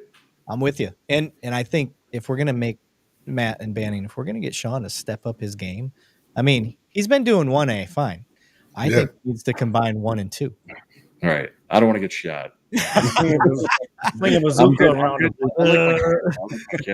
camera of mass destruction. Yeah. Okay. I retract that because he's a treasure to this nation. I don't either, so, yeah. Shout out to Retro Rifle, guys. Check them out. Go to their website. Very cool. Get you a cool shirt. But yeah, let's. Matt, I didn't want to press you too long, so. I'll text him. I got a little bit more time. You got more time? Okay, cool. Yeah, I texted Tony. Yeah, I knew you were a little time constrained. How long do you guys usually go? Bro, we just go. I know. We just go. Yeah, it literally normally we go about an hour and a half, 2 hours. But okay, it's based on the crowd. We're really here for them, and we're trying to answer their questions as we go and give them a chance. But with you on here, like, there's a lot of people. We got the national treasure on tonight. Yeah, yeah. Everybody loves you, brother. So we want to make sure you get all the attention and answer questions to your fans and the people from ours that may want to chat with you. But I also want to say really quickly, sorry, I just want to say I can't see any super chats from my channel, and I've received a bunch. And I just want to just mention Yes. them because I think it's rude if I don't. Lynn Harris, thank you so much. Maury, thanks for the memberships. Nicholas, thank you so much. And that's it. There you go. Yep. Damn it. Slow your roll. Let me get. I was trying to read this one. Oh, there you go. Nicholas 110. He said you should try to get each police department that has arrested you to do a training or partner with someone that does training. It would be a big fu to those officers' egos when you walk in and explain constitutional rights. Yeah, it'd be kind of cool. We need Matt to go over into every department and train every department, and Yeah. I think that'd be cool. Oh, that'd be fun. I'm That's a down, dream. bro. That'd be a dream of mine. I'll go with you. I was an academy instructor, man, and this is one of the things that I've been trying. When I went down to Savannah, go ahead. When I went down to Savannah, I brought my attorney, the former prosecutor, Jacob Uriel, and he did it for free as well. You know, he just, again, I'm not saying there can't be any money in it. Maybe there is money in it that, you know, you guys have to like set aside money for training, right? Training purposes. I mean, that's the whole point. You know, and I think it would be good to have somebody with, you know, the right mindset. I've seen a training that happened in Florida where they were like, the people are the enemy. It was like a pretty scary type of thing. Do you know what I'm talking about? It was like I got to look it up. It was, I don't know what part of Florida, but it was some part of Florida that they did some training, and I was like, whoa. And it leaked like the video of the training. And it was basically just like that people are the enemy. You know, your only job is to go home safe to your family, F everyone else, like craziness. And I'm like, wow. I'll fully admit that is the mantra in policing, to go home to your family. And I don't disagree with that necessarily, because there's plenty of examples of cops getting ambushed, attacked, shot at. I mean, look what just happened in Idaho. You know, firefighters. Everybody loves firefighters, and they had, you know, they're out there trying to fight a wildfire in Idaho, and they're getting sniped. It was set up. So I'm like, damn, and they shot, you know, people responding to that. So I'm like, yeah, you should go home safe, but not at the expense of violating somebody's rights. Right. Like, no, for sure. Right. I mean, everyone, listen, we talk about officer safety. Like I've talked about it a lot on my channel. I hear it a lot. It's talked about a lot. And the reason why it really matters to me in the legal context is that it's used a lot to hamper our constitutional rights. Officer safety is used to hamper and limit our rights. And I think that's a problem. Officer safety, everybody's supposed to be safe. Everybody wants everybody safe. Let's all be safe. I mean, I want officers to be safe. I want, you know, the members of the public to be safe. Again, if you just look at it objectively, statistically, you know, officers are killing people more than people are killing officers, whether that's, you know, there's nuance there. Again, nuance. That's the word of the day. But again, you know, officer safety, I think that, you know, the Pennsylvania v. Mims is a horrible decision personally, only because what do you too vague? It's too vague. Like, oh, just step out of the car. How many times has an officer told somebody to step out of the car and it made the situation more dangerous for the officer because they tell him to step out of the car? How many times have they done it just because their egos, their feelings were hurt? Right. Just, hey, step out of the car. Why? Because I said so. Yeah. Has nothing to do. They're not using it for officer safety. They're just doing it because they can. And that's why we came up with Attorney Shield too. It's one of the companies that I'm a co-founder of. And I've seen so many videos of people getting their windows busted, dragged out of the car, tased, all because maybe they had a broken taillight, but because the officer told them to get out the car and they're like, I'm not getting out of the car. They don't know that this case law exists. And which I don't blame people. You know, there's a lot of cops that don't know the law, case law. So, you know, they don't know, and then they get their window broken and they get put in the they get taken to jail and they have their rights violated. Yeah, that's why it's partnered with Lackluster. You see Lackluster's logo right there. That's it's my guy right there, Lackluster. He's a shout out to Lackluster. Good dude. Yeah, good dude. We've highlighted his Great video guy. on here before. And I wanted to shout out to Ben. Thank you for the $5. He said we need more chats like this. Thank you, gentlemen. I'm glad you guys are kind of getting the point Thanks, of what Ben. we're trying to do. 100%. Appreciate that. And then there was another one. We had a $50 donation, which was amazing. I want to highlight Lynn Harris Graylin. And she said, "Hi, Sean. Thank you for protecting my rights and for all the hard work and sacrifices. Love and respect from Florida." Thank you, Lynn. That's awesome. Thank you so much. And then this was a good question. Mr. Perlove11 said, question for the cops. Has there been a time in your profession that afterwards you said you didn't make the right decision? I will tell you, yes, for me. There's been times that I've arrested the male during a domestic, and come to find out he was set up, and I had just went with the, well, dude, guys, I felt for the guys can usually do the most damage, and I just took him because I didn't want to dig far enough like I should have. I was young. I had not had much experience in dealing with people's relationship issues. I mean, how much does a 20-year-old really have to deal with somebody else's, 15-year developing relationship issues? So I ended up taking the guy, and it turns out that the female was the aggressor, and she was setting him up for trying to get child support and stuff like that. But what about you, Matt? I mean, there's there's different variables. I mean, you're always, if you're presented, you got to go off the information you're presented at the time. And there's been times where I go back, you learn something different. Yeah. Some witness comes forward, it's okay, maybe that was, but there's no, it's always in good faith. And I've never. I guess I should say that it wasn't like anything malicious. I wasn't like intentionally fucking up. It just, I learned a lot, the more I went, and I screwed up. I've screwed up a lot. Like, I've made some dumb decisions, like chasing a car. I'm right on his butt. He took off. He went down a ramp. I was done. Like I couldn't stay with him because I was too close, and then afterwards I'm kicking myself because the guy ends up committing 2 robberies later on. You're like, damn, if I knew better and backed off and didn't chase so hard, like I could have maybe stayed with him. And so, yeah, tons of regrets in this career. It sucks, man. But all with a good heart. I'll say that. I've always had a good heart about the stuff that I've done. Banning, you? Oh, absolutely.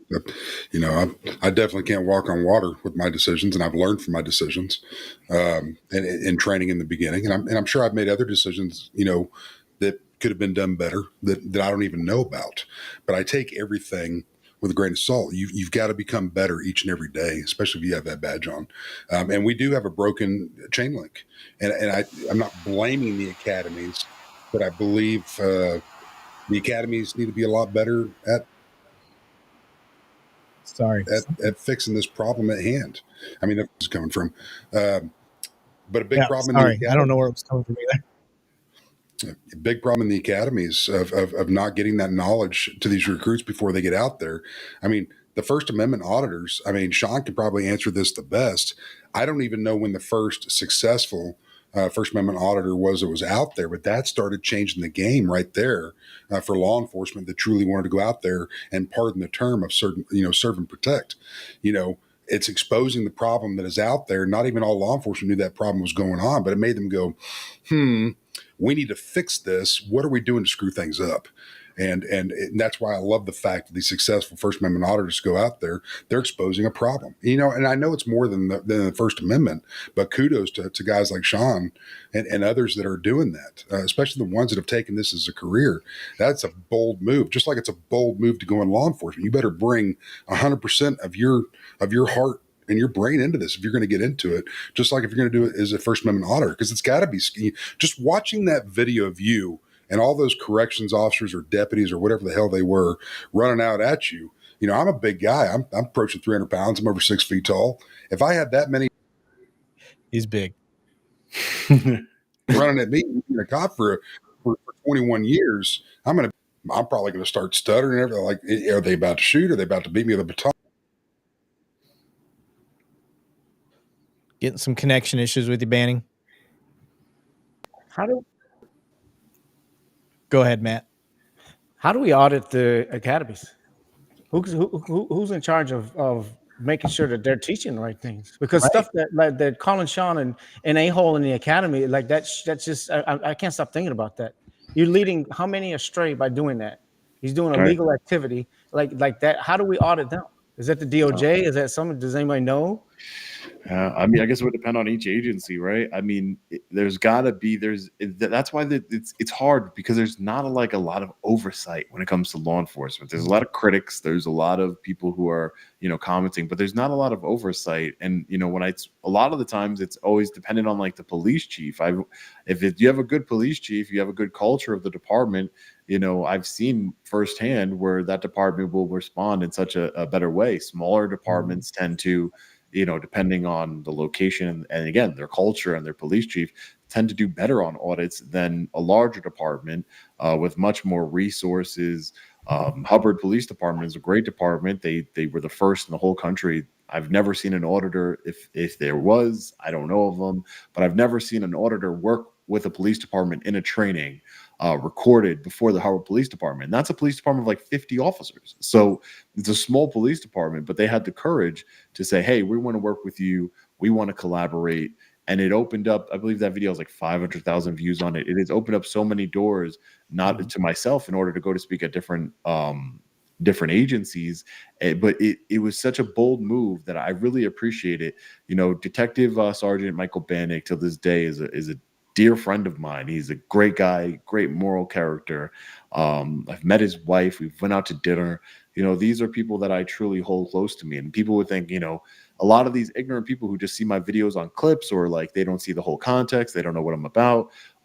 They'll be like, you hate the police. Some of my closest friends are law enforcement officers. So, attorneys, district attorneys. These are people, I love people who are willing to learn and we can grow together and we can have good conversations. Eric, we had a conversation for 2 hours on the phone. 2 hours, y'all. I'm not joking. We talked for 2 fucking hours. Yeah, it was a long conversation. Yeah.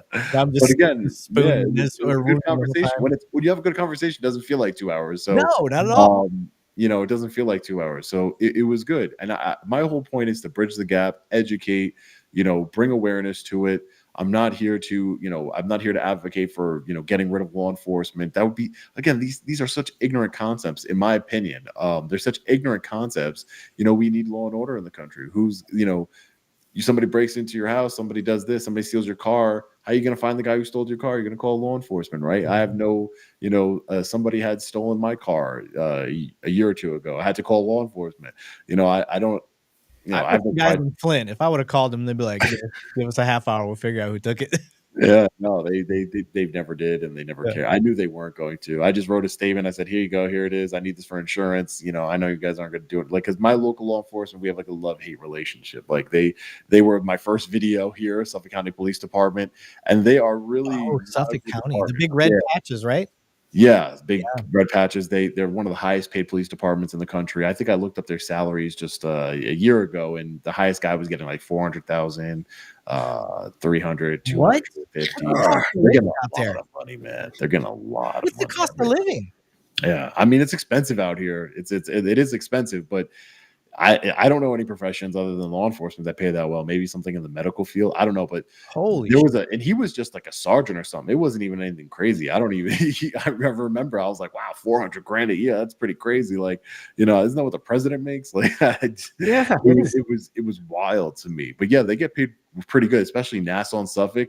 They have huge budgets. Nassau County and again, this is why it's dangerous when you have this guy, the police commissioner, Patrick Psycho Ryder, he has this budget, billions of. He has a facility, a 35,000 square foot facility, an intelligence facility. Like what? Like it's Nassau County. Like you needed a 35,000 square foot intelligence facility. Like what are you even doing there? And he's the guy. If you're not familiar, he sent over.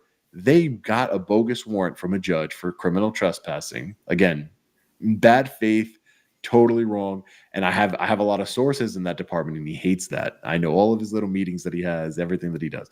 But because people really respect what I do, and they want to come out and say something, but they're terrified of this guy. He has a lot of power. He's trying to kill people before. This guy's insane. A police commissioner, one of the highest funded, highest paid, most powerful police departments in the country. Wow. And it's insane. He sent 2 masked men.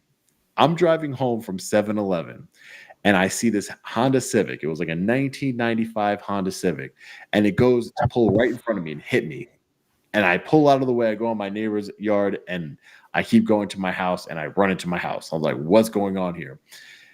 Then 2 masked guys get out of the car, and this 1995 Honda Civic, no lights, and they run up and they see they were like barely masked, and then they see my security cameras, and then they put up the mask all the way up to there. It was a Friday night. What I was told through my sources is he sent these guys across county lines, didn't even notify on a low level misdemeanor warrant. You guys are cops. Do you send masked men in No. unmarked vehicles for Trespass. across county lines for a low level misdemeanor warrant? No, you don't. I'm gonna look immediately. I'm gonna say, what's he wanted for? I'm gonna look at the warrant. Criminal trespass. I'm gonna go next. How many guys ended up showing up there that day? There was 2 of them, and then eventually, again, I got sources in a bunch of departments. They didn't even let the Suffolk County Police Department know I own a rental property, and they were literally, they pulled over one of my tenants thinking it was me for no reason. He didn't do anything wrong. Pulled him over. Again, these are Nassau County cops making traffic stops in Suffolk County with masks, it's like his goon squad that he has. And that's how you know they were wrong. They left. They ended up leaving, and they didn't break the door. They didn't do anything. They ended up leaving, and they never came back. They left and never came back. If the warrant, I was already had an open case with them. I had an attorney. They knew who I was. Obviously, they know who I am. They could have said, hey, we have another warrant for you for X, Y, and Z.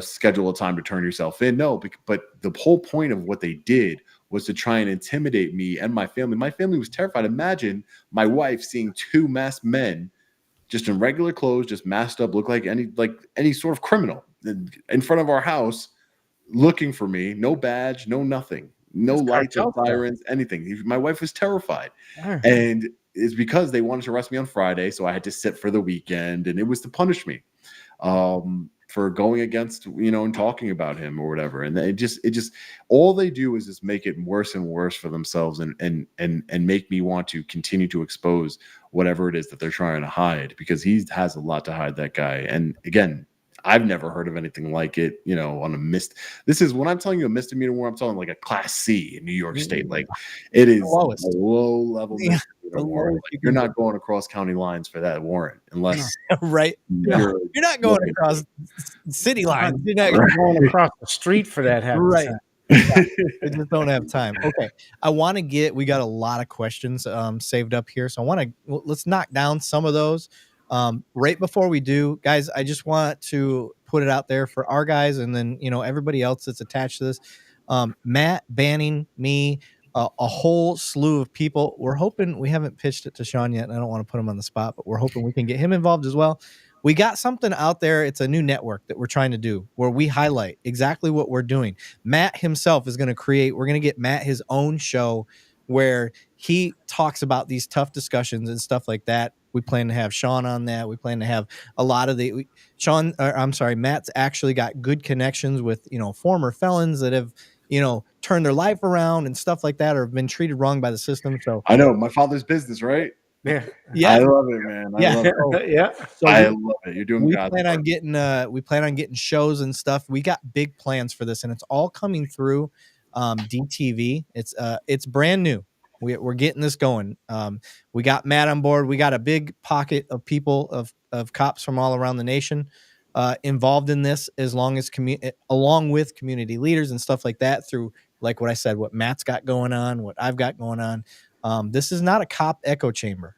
That's the exact opposite of what we want. We want exactly what we're doing on the show right now. We just want to have more people be the voice of it, other than me. I don't need to be the voice of it. Matt can be a voice. Banning can be a voice. We want to share that, and we want to have these tough conversations all across the way. And DTV is where we're getting that started. So if you guys get the chance and you want to support, just log in, join, follow what we got going on. I think we got some exciting things. Matt, you pretty excited about that? Yeah, I booked my first podcast sit down with in 2 weeks. Did you? Nice. Yep, I got the studio and everything. Yep. Oh, look at you. Right in the middle of the city. I got Oscar's my first guest. Oh, really? Oh, yeah. Love it. Hell yeah. That's what I'm talking about. So, okay. Now, before we get to that, let me get to some of these questions, because I know people have been asking. Let me get to this one, because he's popped it up like 8 times. Scar, it's policy to shave. Why don't you shave? Listen, it's not policy to shave where I'm at. I'm allowed to have a beard, and I'm going to have a beard because I've never been able to have one. up That's until an like old policy. yeah, they lifted that policy maybe 3 years ago, 4 years ago, and I'm trying to look my best Yellowstone I can look. We wear cowboy hats where I'm at, so It's silly to worry about those things. I know. And now, to be fair, I'm still in the military, so once a year I do have to shave for 24 days, and I look like a You look so I ridiculous. do. These guys razzed me so bad. You look so harmless. Good. I should look harmless, sir. Teddy bear. So, let me see. Sean, this one's for you. Rightzilla says, Sean, do you ever plan to stop, or will you do this as long as you can? That's a good question. I don't know. I don't know exactly. I don't have like I'm taking a day to day. I have a very busy family life, personal life.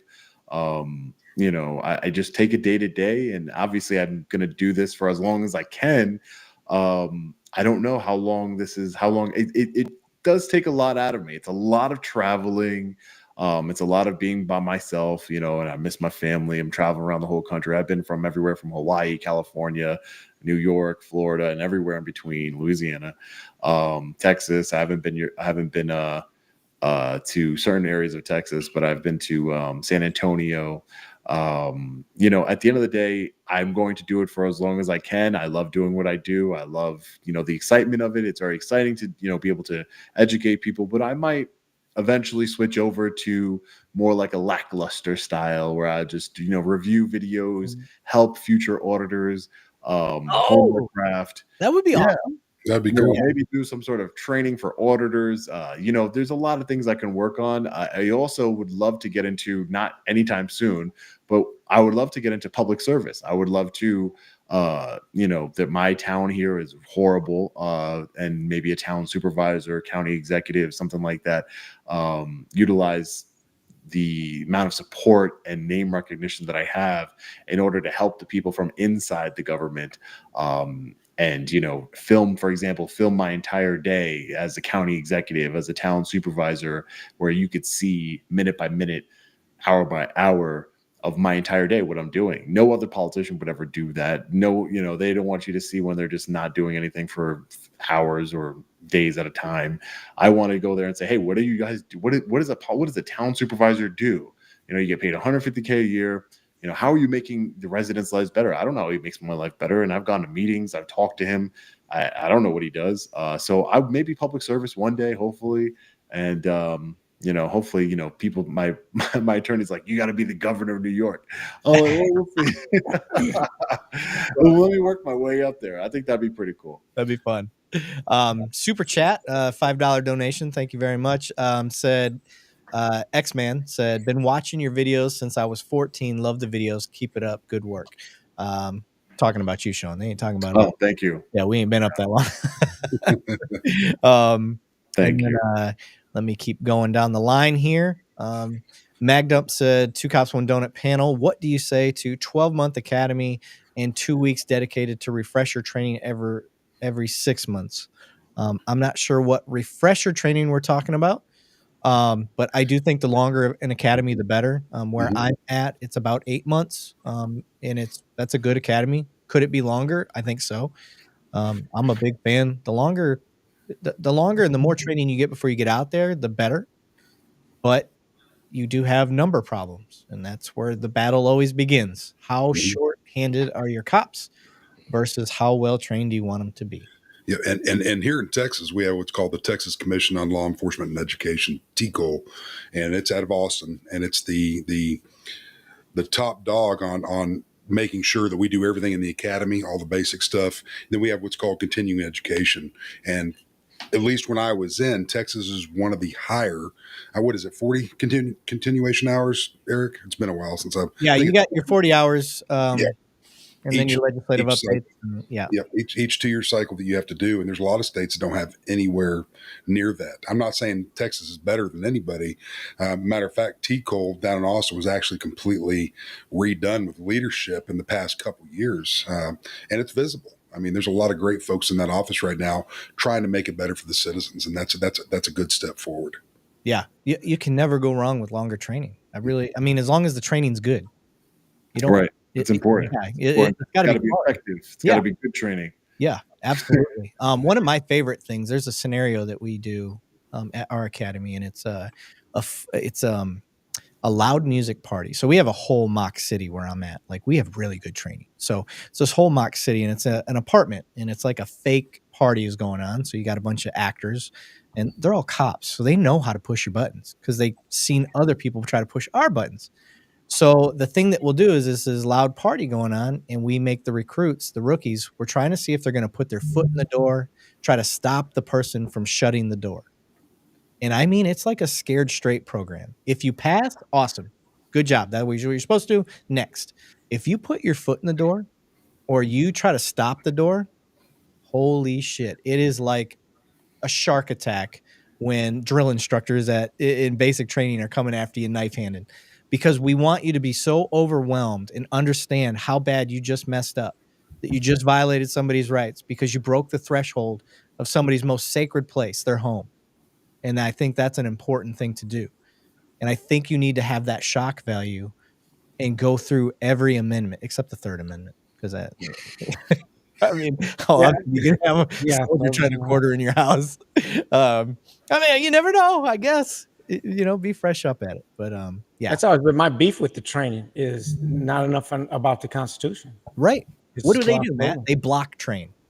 Do they not teach you guys about RAS in the academy? I feel like no one knows what that means. Like, I'm like, hey, you need reasonable articulable suspicion of a crime, and they're like, what's that? And I'm like, what? I'm like, it seems like reasonable articulable suspicion should be the bedrock of any law enforcement officer's career, because it really dictates what you can do. Like, it dictates how you're going to move forward with this call. You guys get calls all the time. Hey, this person's over here walking around my parking lot, and you go and you interact with this person, and you need to understand that. And I feel like a lot of officers that I've come in contact with across the country don't understand what RAS is. I'm about to go off on a tangent, so buckle up real quick. I've done this one before, but I want to do it for your audience as well. Okay, so here's something to consider. Now, I've been an academy instructor, and I've gotten to train across the nation and see all these different types of training that people do. And a lot of times what I'm seeing is block training, and that's what I was just about to talk with Matt. So what I mean by block training is where I'm at, the best academy style I've seen is a progressive training. You start out with the most basic stuff, and it builds up and it builds up and it builds up for that whole 8 months until you're taking the most complicated of calls, but it's still applying everything you learned at the beginning. What block training often does is, let's say we're going over the Constitution for the first 2 weeks. We don't touch the Constitution again, the entire academy, until you take your test. Mm-hmm. We don't touch control tactics. You do handcuffing and searching for 2 weeks, and then you don't touch it again. That's block training.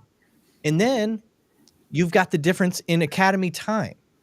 Like I told you guys, where I'm at, it's about 8 months, but there's other academies that are 4 months, and there's other academies besides that are 6 weeks, because they let some military idiot get in there that thinks that he knows how to be a cop because he was a military cop, so he lateral transfers and uses his creds and now he knows how to be a cop. And that is what that Joffrey fuck did. I think that seems like a problem. I think that's what Joffrey doing that seems like a problem. Because how can you just, again, not in the military, not a cop, but I would think that those are completely different jobs. Like, you're dealing with the military and UCMJ versus yes.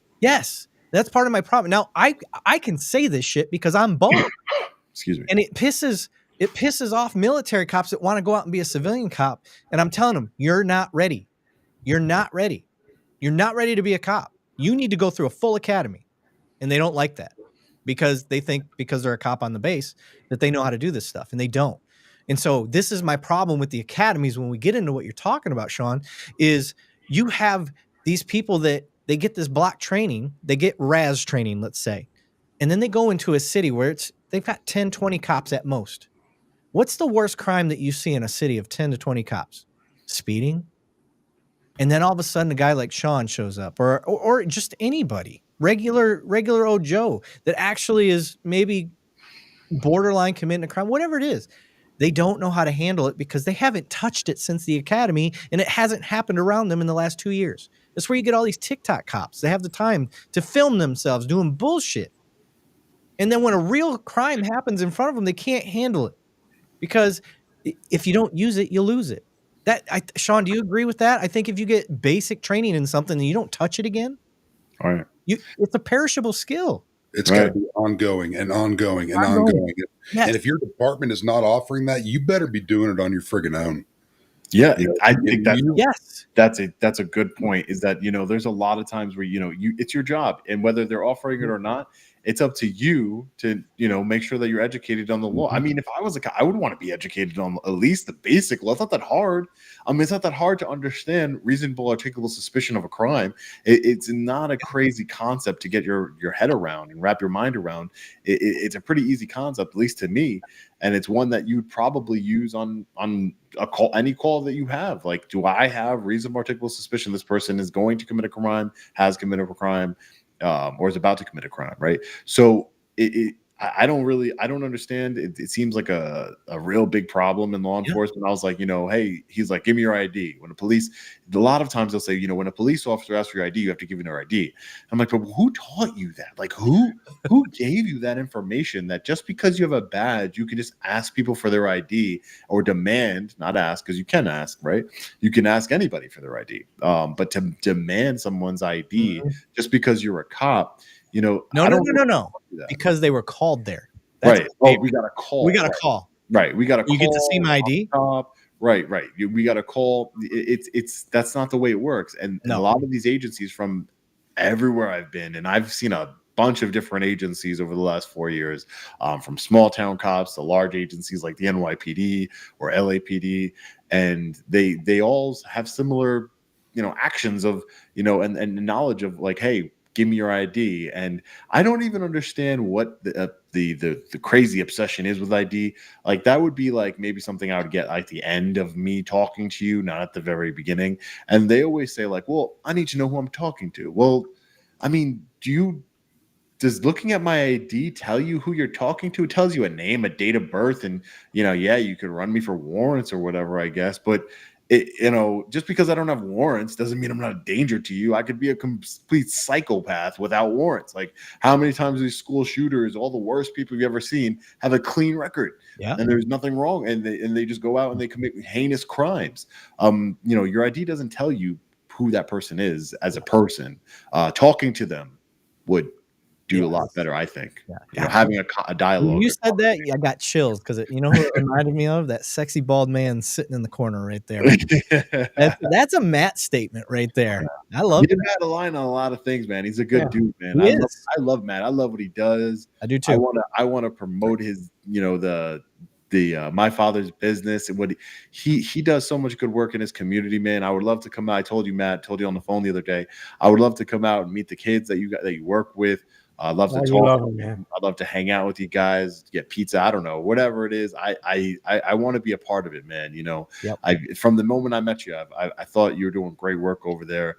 You know, because you're trying to change something. It's more than just, you know, not only are you using your platform on, you know, TikTok, YouTube, everywhere you are, Instagram, to, you know, bring awareness to these sort of issues in law enforcement, but you're actually out there in your city, man. You love your city, you love your community, man. And there's nothing better than that to me. Like, you know, leading by example. God bless. Yeah, God bless you. Lead by example. And that is what we are trying to do here, is lead by example. What's funny, Sean, the little backstory between Matt and I is his people that follow him and my people that follow me were constantly like on the YouTube channel. I'm like, you got to talk to Matt Thornton. You got to talk to Matt Thornton. And his guys were like, you got to talk to Lavigne. You got to talk to Lavigne. And finally, we kind of like you and I on the phone call, me and Matt ended up hitting it off and talking for quite a long time. And then we talked again. And then me and Matt were like both doing research on each other behind the scenes, trying to figure out, like, is this guy full of shit? Is he nuts? Like, what's the deal?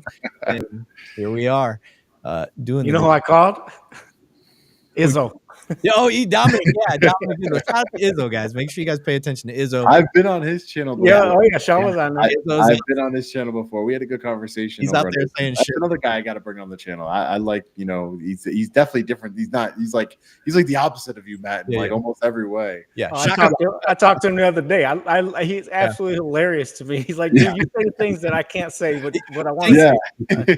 Thank you. And that's what he does not give up. And I hope everybody understands that. Like, there's just limited things that we can say on certain things, and we, you know, one day when we're retired, you know, we can amp it up. But right now, we got families. I'm trying to get fired, Eric. Yeah, I know, right? I know. But, you know, us being in the industry, you're too much of a hero, man. This is how we affect change, because we're still in it. So I can still, like, all this, I can tell you I've become 10 times the cop I ever was simply by starting this show, because I listen to the feedback and I take that. A lot of my roll call training is stuff that we've discussed on the show. And I'm like, listen, guys, this is the things that you need to pay attention to. So Dead Leg. Yeah, Dead Leg is one of the guys behind the scene. He's no longer a cop, so he can't get fired either.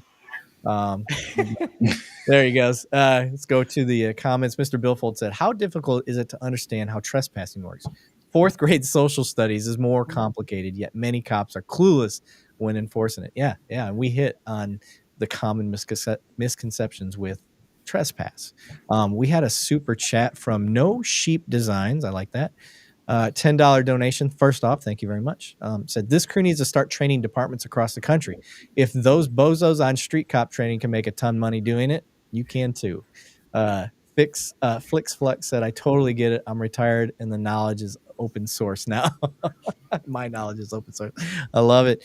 Let me keep going through the comments. I just want to make sure the people that want to talk to you, Sean, are getting their questions in, because you graced us with your presence tonight, sir. I like this one. Hard to fix a broken system, guys. Sorry. That's why you still run into problems. So it's obviously better to just capture the ignorance. Agreed. But as I've said repeatedly on this show, I'm an optimist to a fault. So I don't care if it's an uphill battle. I don't care how hard it seems. I'm going to keep doing the mission. I'm going to keep trying to help. Even if you guys tell me, I'm a wave crashing against the rock, I'm going to keep wearing the rock down. I don't care. You know what keeps me going? What keeps you going is I remember going on Sean's show and I got so much clap back from cops, and oh my gosh, I couldn't even begin to tell you how much heat I took for that.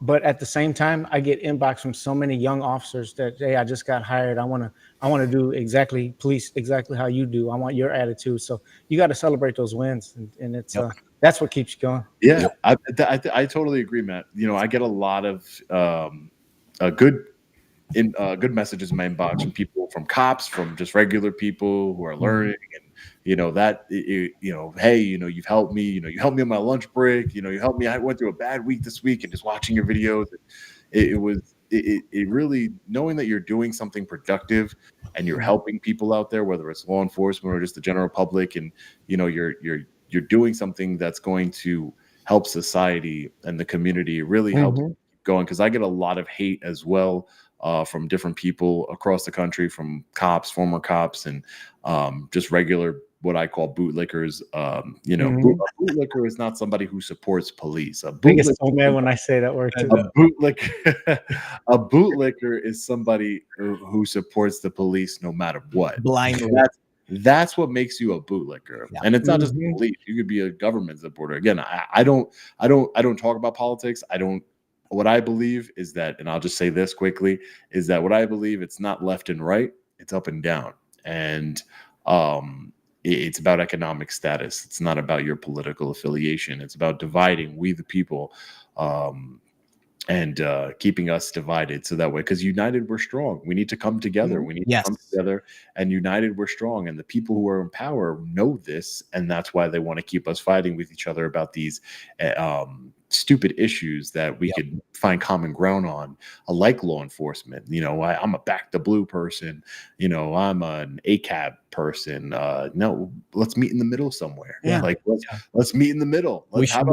How about instead of fighting over these extremes, we just find some common ground and actually get some things done in law enforcement, because we're too busy fighting and these problems keep persisting and there is no accountability in law enforcement. I think a lot of this will be cleared up, because ego is going to be everywhere. Yeah. People are going to be poorly trained everywhere. I think if just we had accountability across the board, a lot of these departments would straighten up. If you broke the law, federal law, violating somebody's rights, if you violate someone's rights and you're immediately fired, no ifs, ands, or buts, like it's clear cut, you violated somebody's rights, hey, we got to let you go. If a Walmart employee yells at me when I'm going to buy my groceries and I'm shopping at Walmart, they're going to be fired. It doesn't matter if they had they're not going to tell their manager, hey, I had a bad day today. Well, I'm sorry about that, but you can't talk to customers that way. You're fired. And when Walmart and McDonald's and these entry-level jobs have higher standards than law enforcement, who have the authority to uphold the law, that's a problem. That's a problem. We need high standards, not low standards. Yes, absolutely. I agree. Ooh, I'm getting tired over here, guys. Yeah, sorry about You that. guys, I don't go this long normally. It's hard to stop, dude, when the conversation's great. Yeah, I get it. I get it. I get You it. got lots of cool comments like this one, Billboard Nerds. He said, Sean, when are you coming to Vegas? I want to see how officers respond and handle it out here compared to the smaller cities. I've been to Vegas. I didn't go to Vegas for work, though. I went to Vegas with my wife for her 30th birthday, and I promised myself I wouldn't work. So I did not do anything. I saw there's a lot of police activity over there, but I did not engage in any auditing activities in Vegas, but I have been there. But I plan on going back. You know, I'll be everywhere at least twice. I want to go everywhere, from Alaska, everywhere. I've been to Hawaii. That was a really cool trip. The people in Hawaii are great. Yeah. I've been at a military base in Hawaii where the guy was like, hey, I watch your videos again. When I run into people who have seen my videos, that really, like, it's like, wow, that's pretty cool. Like, because even till, you know, you would think that I'd be used to it by now, but, you know, with the amount of support I have and subscribers, but till this day, like, somebody comes up to me like, hey, can I get a picture with you? I'm like, that's really cool. I was at a live stream at a correctional facility. I was doing a lot. It was live, and this guy pulled up. I'm in the middle of nowhere. Upstate New York, these correctional facilities like are the economy for these little small towns. Like, that's how it works. Like, these towns wouldn't exist if this correctional facility didn't exist. And this guy just met me in the parking lot with his We the People hat. And he's like, hey, can you sign my hat? And I'm like, oh, he's like, I was watching your live stream. I saw you were down here. I wanted to come down here. And it's cool. It's cool to see. And it still to this day surprises me. I mean, I went to Puerto Rico on vacation too. And I'm at the rental car place. My 11-year-old son's like, hey, Dad, do you think anybody's going to recognize you? I'm like, nah, I don't think so. I'm like, you know, I'm just going to keep it low key. And he's like, as soon as we go out of the airport to the rental car agency, he's like, hey, what's up, Long Island Audit? And I'm like, right. That's great. I love it. If you see me in public, don't be shy. Yeah. I love taking pictures. I love hanging out. I like having a conversation. It's fine. No big deal. Yeah. This is the type of shit that I love. This is why I do what I do. We've got member for 2 months, level 6 donut says, I feel undertrained by my police department. Only 4 months long. Thank you guys for doing what y'all do. Like, that makes what we do worth it right there. Because if they took something from this conversation we had, if one person learned something from me, if one law enforcement officer said, you know what, I think I can control my emotions. I got to get my ego in check. Maybe I do. Again, self-reflection isn't a problem, guys. Like, you know, I do it all the time. I reflect on things that I'm doing wrong in my personal life, that I'm doing wrong. I've made plenty of bad decisions in my life. It's how you recover from those decisions. We don't, no one's perfect. You know, we need to acknowledge our mistakes and fix them, critically think about them, and move forward. No one's going to hold it against you unless you do something crazy. You know, just do the right thing moving forward. Yeah. And that's one of the things that we need to pay attention to that triggers ego. And I just want to put this out there again. This is part of the class that we put on for our rookies and recruits, is that a lot of times the trigger for ego is unmet expectations. Think about that. Unmet expectations. I asked Sean for his ID and he's like, what do I need to give you my ID for? What am I used to? When I ask for ID, I get it. Yeah, and all of a sudden, he gives me an unmet expectation. And I got to check my ego right there. It's a natural human reaction to when you get an unmet expectation for that triggered response. And once you are educated on it, and you don't have an excuse now if you're listening to this, I just told you. Unmet expectations trigger ego. It's a natural human reaction. So now that you know that, understand, why did I just get mad all of a sudden? Oh, shit. I expected him to give me the ID and he didn't. Now I need to understand why he didn't give me the ID. Oh, I don't have Raz. I don't have a reason to ID him. Okay, that makes sense. Then now I understand why he said what he said to me, because I overstepped. I asked. He said no. Cool. Like this, I can ask, but he said no. Get your ego out of the way. And then a lot of times they don't know where to go from there. They're like, wait, what? You know, they get frozen. They're like, wait a minute. This is my script. I get there. I say, hey, let me give me your IDs. And then they get the IDs and I run the IDs. But they said no. And I don't have reasonable articulable suspicion of a crime. So it's like, what do I do now? And they're like, they get in an uncomfortable position. I can imagine. I'm trying to put myself in the shoes of the person, right? Of the law enforcement. They're like, hey, what do I do now? Right. They said no, and I can't force them. This is a good question for you. Bryant Bush spent $5 in the super chat. Thank you, Brian. but this one's for you, Sean. He said there are new videos every day of bad behavior, making it seem like nothing has changed. Have you seen improvement since you started your activism? I think I have. I think I have seen improvement from, and it's crazy because I think that it's a lot of these smaller auditor channels and these activists out there that they're doing what they're doing, and I don't criticize anybody. You have a First Amendment right to curse at the police. You have a First Amendment right to call cops pigs. That's your right. Who am I to say that you don't have that right? That I don't think it's a productive use of your language. There's a difference in whether I think that it's productive to solving the problem, but I fully support your right to curse out the police and use profanity and do that. That's fine. You can do it all day long. And it's up to law enforcement to understand that. And again, if you don't want people calling you pigs and do it, you could have chose a job being a paramedic. Like, you knew what you were doing. Like, let's not kid ourselves here. You knew that people don't like the police. When you took that job, if you wanted people to love you, you could have been a firefighter. Everybody loves a firefighter, right? So, you took a job where fuck off. You're going to face criticism, and you got to learn how to deal with that criticism. You got to. So, yep. I definitely have seen a lot. I've seen it across the country. I've seen it.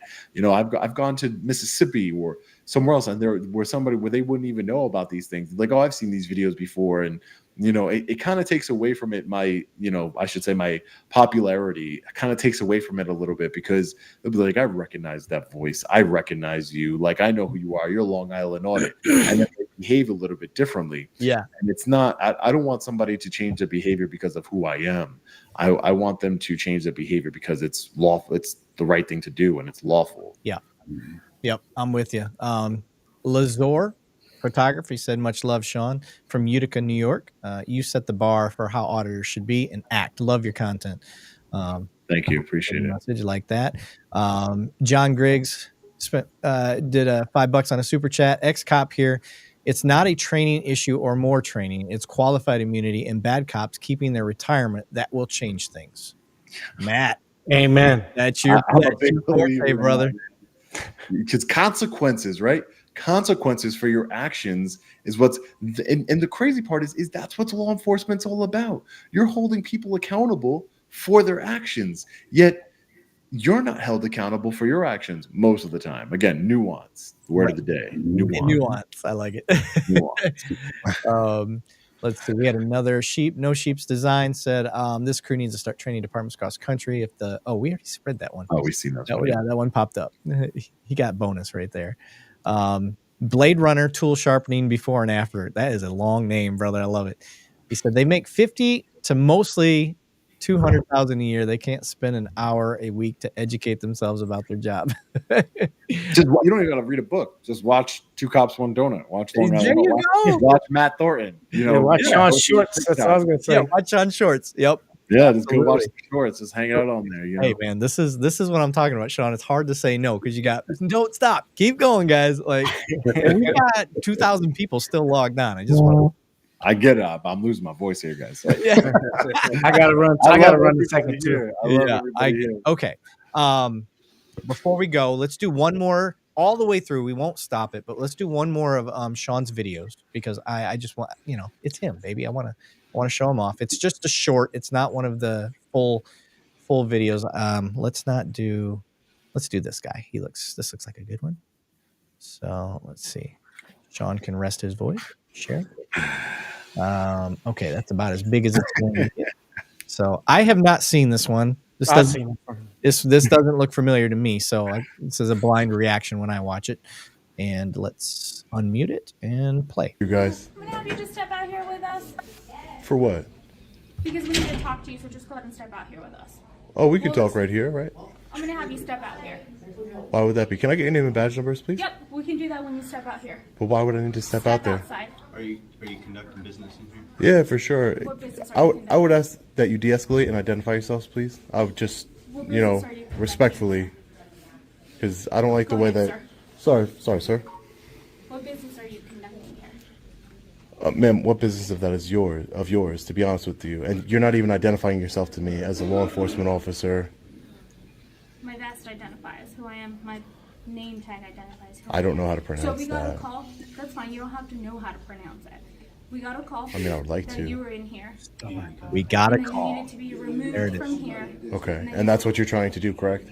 Well, I was just trying to talk to you. No, you're trying to I order me said, to leave. No, I said, can you step out here? And I politely refused, and I said we could talk right here, Okay. and so we could lower our voices and not So interrupt any what business. do you have here? Oh, I'm an independent journalist. Okay. I'm taking some pictures and video. Okay. That's what I'm doing. Can I get your badge number or anything that G704 is my badge. G704 that's and my- your name, sir, and badge number? I'm Lieutenant Jones, 640. Lieutenant Jones. Thank you, Lieutenant. I appreciate. All right, so what you need? I don't need anything. I didn't call you, Well, sir. if you don't need anything, you need to leave the building then. What do you mean? Well, if you're not here to conduct business, you need to leave. I am conducting business, sir. I'm conducting constitutionally protected business, sir. Okay, are you? Did you take an oath? Did you take an oath to uphold the Constitution, sir? Hey, how are you? Boom. That's the end of that one. So I wrote down notes on this one because I'm already ready to go off. But so Sean, can you give us a little background on where you're at and what you're doing? I don't remember exactly where I'm at in this It looks like video. a DMV. It's a yes, it is a DMV. I don't know where exactly it was, but some of the cops there knew who I was too. But I gotta say this: female officers tend to come out and be more aggressive than male officers. From my own personal experience, they tend to be more aggressive and like just more assertive, and maybe they're trying to I don't know, but that's just my take. Overcompensate, right? That's what I'm looking for. But yeah, no, I was in a public lobby of like a DMV or whatever, and she's like, "Let's talk outside" or whatever, and I didn't want to. Again, I try not to not. I don't even want to talk. Like I don't want to talk. I don't want to. I just want to continue to do what I'm doing. I'll tell you what I'm doing. But do you see how their energy and the way that they come off at first is how it's gonna. That's how it always dictates what I'm going to do. They open the door. Hey, sir, how are you? My name is Officer So-and-so. Hey, my name is Sean. I'm an independent journalist. I'm just here recording. I'm taking pictures. It's not a big deal. I'm not doing anything. But then I don't want to answer any questions if you're not. Why should I answer your questions? I have a right not to answer your questions. There's a difference, right?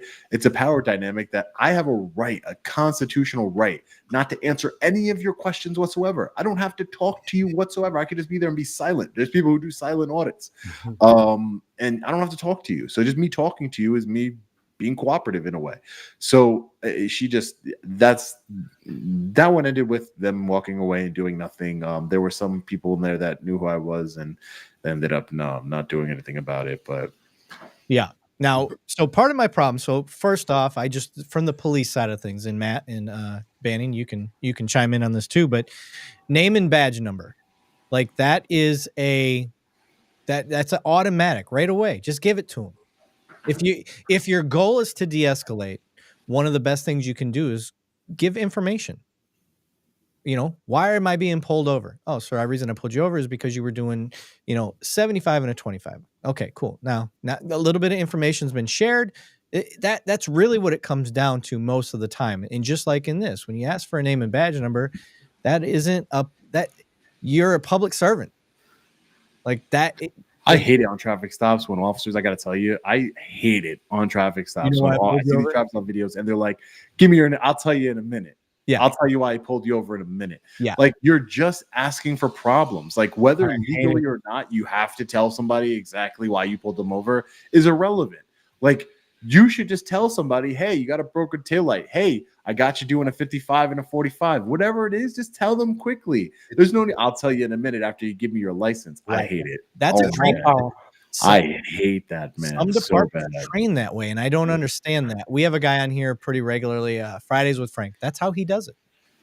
That's him. Yes, he does that a lot. Yes, he loves doing that. And I told him straight up, I'm like, bro, his thing is that's how he was trained, and it's a way to make sure that if the person runs, you've got their ID or whatever, like whatever excuse they want to come up with. But I'm just like, I don't agree with that one. I don't like that. It just sets the bad tone. Yes, I'm familiar with his videos. It just sets a bad tone from the straight. Like, hey, that's the first question anybody has when they get pulled over. Why did you pull me over? I mean, most of the time, but why'd you pull me over? I pulled you over. Hey, my name is Deputy whatever. I am. And then I seen a video one time of that guy. He was like, Why are you recording? Again, another question that I don't like. Why are you questioning somebody's constitutional right if you know somebody? And it's even crazier coming from that guy because he's literally recording. I'll give Frank credit. Like, he's big on, like, yeah, get your camera out. My cameras are here too. So Right. I mean, he records everything, right? Yeah. I mean, he does. And I'm not saying I have a problem with that guy at all. I don't have any problem with anybody. We can have disagreements on certain things and we can have debates on certain things. No one's perfect. But I don't like that. I don't like that at all. I think it's a bad way to start get him, Matt. Matt, I said you taking this person's freedom temporarily. You tell them why right off the bat. Yep. I don't buy any other argument other than I don't care about anything else. Yeah, currently California is the only state that's law. Right. That should be nationwide. So should be national. Just for those listening, I try to educate every time we can. The only state that is mandatory for the officers to tell you what the offense is when they pull you over on a traffic stop is California.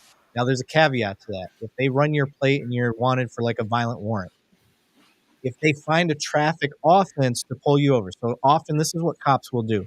You'll have a violent warrant hit, let's say you're wanted for aggravated assault, whatever it is, on your license plate. Officers will still look for a traffic offense as well to pull you over. So if you were speeding, now they may pull you over for that speeding and tell you they pulled you over for that, but they're not going to disclose that they pulled you over for a violent warrant until they have you out of the car and probably got you in cuffs, because more often than not, people wanted for violent offense are going to fight back. So I get that. I understand that purpose. Go ahead, Banning. Let's talk about the video we just watched with Sean. Yeah, we haven't even gotten into it yet. just for the law enforcement officers that are watching, and I know there's a lot that we're watching here, and hopefully to learn. As soon as you walk into a situation like this, you've been called. Okay, you've been called to a location of a person doing this, this, and this, and you can walk in there as a peace officer. Walk in. Yep. Okay, I got a guy there holding the camera. He's got a camera attached. Okay. He's not breaking the law. Go find your call taker. What am I here for? What can I help you with? Yes. Period. You go, well, this guy's doing this, and you turn back around. You take that time right there to educate that call taker. This gentleman is not breaking the law. Well, blah, blah, blah. You know what? You're creating the scene now. So let's step you out of privacy because now you are infringing by calling me here as that law enforcement officer. Period. We have got to take it that as a peace officer across the nation as an educational purpose. When people like Sean are out there doing this, the ones that are trained correctly need to be able to take that opportunity to train the call taker. Hey, he's not breaking the law. He can stand there from the time the doors open to the public till the time the doors close. If he wants to stand there and film everybody, there may be people that come in and don't understand why. Guess what? As that former call taker getting educated, now educate the general public. Yep. If you don't want to be filmed, go back to your Fourth Amendment protected home, shut your friggin' blinds, and sit in there to where no cameras can see you. Yep. There it is. If you're out in public, if you can be seen by the human eye, you may be recorded. And there's some cities around here that have 6,000-7,000 cameras out there. You got to go to the grocery store. You're going to be on camera. Yep. I got a good video for that. We'll show after we talk because I want Sean I want to discuss his video here a little bit more. Sean, one of the things that I love that you pointed out was she wanted to know your business. And you right away, my business, none of your business. And I was like, shit. I mean, and the way she came out and she says, I was called here to remove you, right? She's already saying that it's already telling me from Jump Street that she's trying to remove me from the building. She's trying to violate my rights. Yeah. She's not, again, they haven't even talked to anybody there. I totally agree with Banning. I think that's perfect. Go talk to whoever called you, because you didn't get any context, I'm sure. Yep. Go talk to whoever called you and try and figure out exactly what it is this person is doing before you even interact with the person. Yep. Because maybe he is breaking the law. Maybe he is, I don't know, committing a disorderly conduct for whatever state that a disorderly conduct can be, whatever. Yeah. But the point is that find out exactly what's going on first and then deal with it from there. I think that's great advice. I think it would save cops a lot of embarrassment. A lot of time. Yeah. I don't even feel this actually happened to me a couple months ago. A lady flags me down and said, oh, she was recording. And I said, that's legal. And so I didn't even bother addressing the person with the camera. There's no need to. There's no need to make contact. It's legal. And why address? Why you? I don't even know how bad I would be if I got called and Sean was there and be like, Hold on a second. All right. My piece. What do you want? Right Okay, he's after. allowed to do that. Now I got to wait for Sean to leave so I can go make contact with Sean later and be like, bro, you're awesome. I mean, I don't want to make, I don't want to make It's crazy. bottom line to this is I understand dispatchers have a policy in place. We received a call. Now they input it into what's called computer-aided dispatch. That is dispatched to an officer. But the policies also need to allow the police department and dispatch to say, I can call and this person that called 911 or the non-emergency and get a little bit more information as the peace officer who has jurisdiction there. Because you may not even need to make scene. If there's no reason to make scene, why use the tax dollars to go park there, go inside, and waste 20 to 30 minutes when you can be that peace officer, call the freaking phone number of the complainant, and educate them? Because if they're just in there recording, let's have a little education over the phone. If you'd like to talk about it more, swing on down to your local police department at a good time for you, and we'll explain it to you more. Right. Well, we'll help get you some more. You know, you say peace officer, and it reminds me of, I love using, Matt always talks about this, and I've used this in my trainings. I've used this in my audits, professional peacemaker. And I love that, man. I just got to bring that up because I use that all the time, and I use it, and I give you credit for it. That's what you are. And it's beautiful, really. When you keep the peace, like just keep the peace. Like That's what people want. Use your discretion. You can use your discretion. You can do those things. You can, because how many times have cops used discretion for other cops, right? I mean, you do, right? It just is what it is. Like, it's happened. So use it for the public. This is not really that big of a deal. And this is not a Sean video. At least I don't think it is. So this one was sent in to us. I ended up making a video of it because more often than not, and Sean, maybe you can talk to this a little bit. The citizens try to use the police as a vessel to take care of what they think is against the law. And so I'm going to play this one and let you guys see. And then you want Sean to come back? I know. This is the last one. Last one, I promise. Real quick. Last one, I promise. Things. What things? The things that I'm working on. What things is that? I can't see nothing. Yes, you can. No, I You're can't. zooming in on a legal office. No. You zoomed in on me. I asked you to stop. Now he's here. Oh, no, not him. Who's he? Everything all right? Oh, yeah, I'm good. I found him. What's that? I walked over there to ask a question. He was zooming in. Found him. And then I asked him to take me off camera, and he wouldn't. My stuff's right here. I don't want him zooming in on So things that I'm working on. Okay, so here's the thing. He's in public. He's allowed to record anything that's in view of public. Yes, ma'am. I asked him to turn it off on you. It doesn't. If you're in public, he's allowed to record you as well. Thank you, sir. Yes. A law firm is in public? It's in view of the public, yes. So anything, that's like saying that I'm not allowed to look in the windows, right? Right. So anything that's in view of the public, he's allowed to record. Okay, you're harassing me. Please leave me alone. You walked all the way across the street to come to me. I didn't harass you. I was walking down the street. So Seems like he's kind of following me because I was there and I was here. I don't think that's the case, family. No. Because he was over here before you were. Right, I was over there, I walked over here, now she follows me over here. Here's the deal, okay? He's allowed to record. He's in public. He's allowed to be on public sidewalks. Yeah, There's cool. nothing. I know you don't like it. You don't have to like it, but it's a right to do so, right? Okay. Just like how you can pull out your phone, you can record it. But I'm not. You could. Just But stop. you can. It's your right. Hold on, let me ask you. It's your right. How do you pronounce that? Kaiser. Kaiser, nice. First shout out to crime. So Kaiser subscribes to Long Island Audit. I promise you that. yeah. Shout out to Kaiser. If he's watching this, he sees this somehow. Good job, man. That was great. So I that's what I wanted to point out. So what Banning was saying and what we were talking about, that is how it should be handled every time, where we take the time. He didn't even talk to the guy. Yeah. Educate every time. That is how He you didn't even talk to the guy. And I think I hate it when citizens will use, just regular members of the public will use law enforcement. They try and say, even when I was at the correctional facility, he's like, well, I'm going to call New York State Police. And I was like, okay, like the guys that swore an oath to uphold my rights, like, am I supposed to be scared? Like, they say these things, like public servants or just members of the public will say, like, we're going to call the police on you. And it's like, okay, like, I'm not scared of the police. Like, why would you using the police as some sort of threat against me for what? Like I'm supposed to be scared? Like, okay, call them. I'll have a conversation with them. It's not a big deal, but they want to use the police to enforce their feelings. And sadly enough, police will enforce people's feelings sometimes. She doesn't feel comfortable. I've seen it all the time. Yeah. And it's, but this guy did great. He's like, man, it is what it is. You don't have to like it. I don't think that's the case. He's following me. I don't think that's the case. yeah. I love it. Yeah. He was quick. Just boom, boom, boom, boom, boom, boom, boom. Sean, they need to be highlighted. I'm glad that you highlighted that video. I've never seen that video. That was a good one. Yeah. And like I said, we try to show that shit as best we can. I want good examples all the time. cops screwing up on it. I explain why they screw up and where we fix it. Well, I want to see cops do good, like that one, and explain where he did well and where the citizen is mistaken on her own rights. So that's the key in all of this. But somebody paid $2 to let you go to sleep, sir. So Yeah. I put that up there. That's Matt's burner account. Yeah, that was who was it? That was Neil. Shotguns and Tattoos paid $2 to let you go to sleep. I'm an hour ahead of you guys. Remember that too. Yeah, I know. I'm so sorry, brother, but I just no, it's fine. We can have the conversation. I actually pulled up a video that I wanted to show you guys, but it's late. But it's a really good video. But we got we get to continue this conversation. I'll come back on the channel. You can come on my channel, whatever it is. But that's a win. There's some there's some crazy ones that I'm sure you've seen them, Matt, but.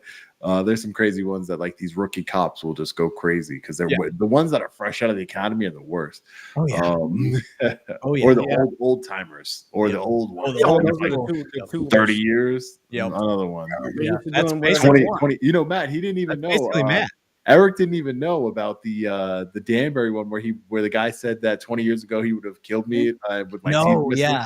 Yeah, insane. I never heard of that one. I would have. He said 20 years ago he'd have been dead with his teeth missing. I would have done it. Insane. You should be in prison for saying insane. That. It's like, dude. I mean, at least fired. I mean, whatever. It's crazy. Yep. So sorry, but Sean, I first and foremost from all of us here at Two Cops One Donut and DTV, thank you so much for gracing us, dude. Like, I'm so honored to have you on because I really think you're making a big difference out there. And I don't care if you're another cop and you hear me saying that and it pisses you off, you need to check yourself. Yep. I back what Eric just said. So 100%. That's a you problem. That's a you problem. Because I love what you're doing. I will do anything in my power to get you out there more, to get you involved in some training stuff.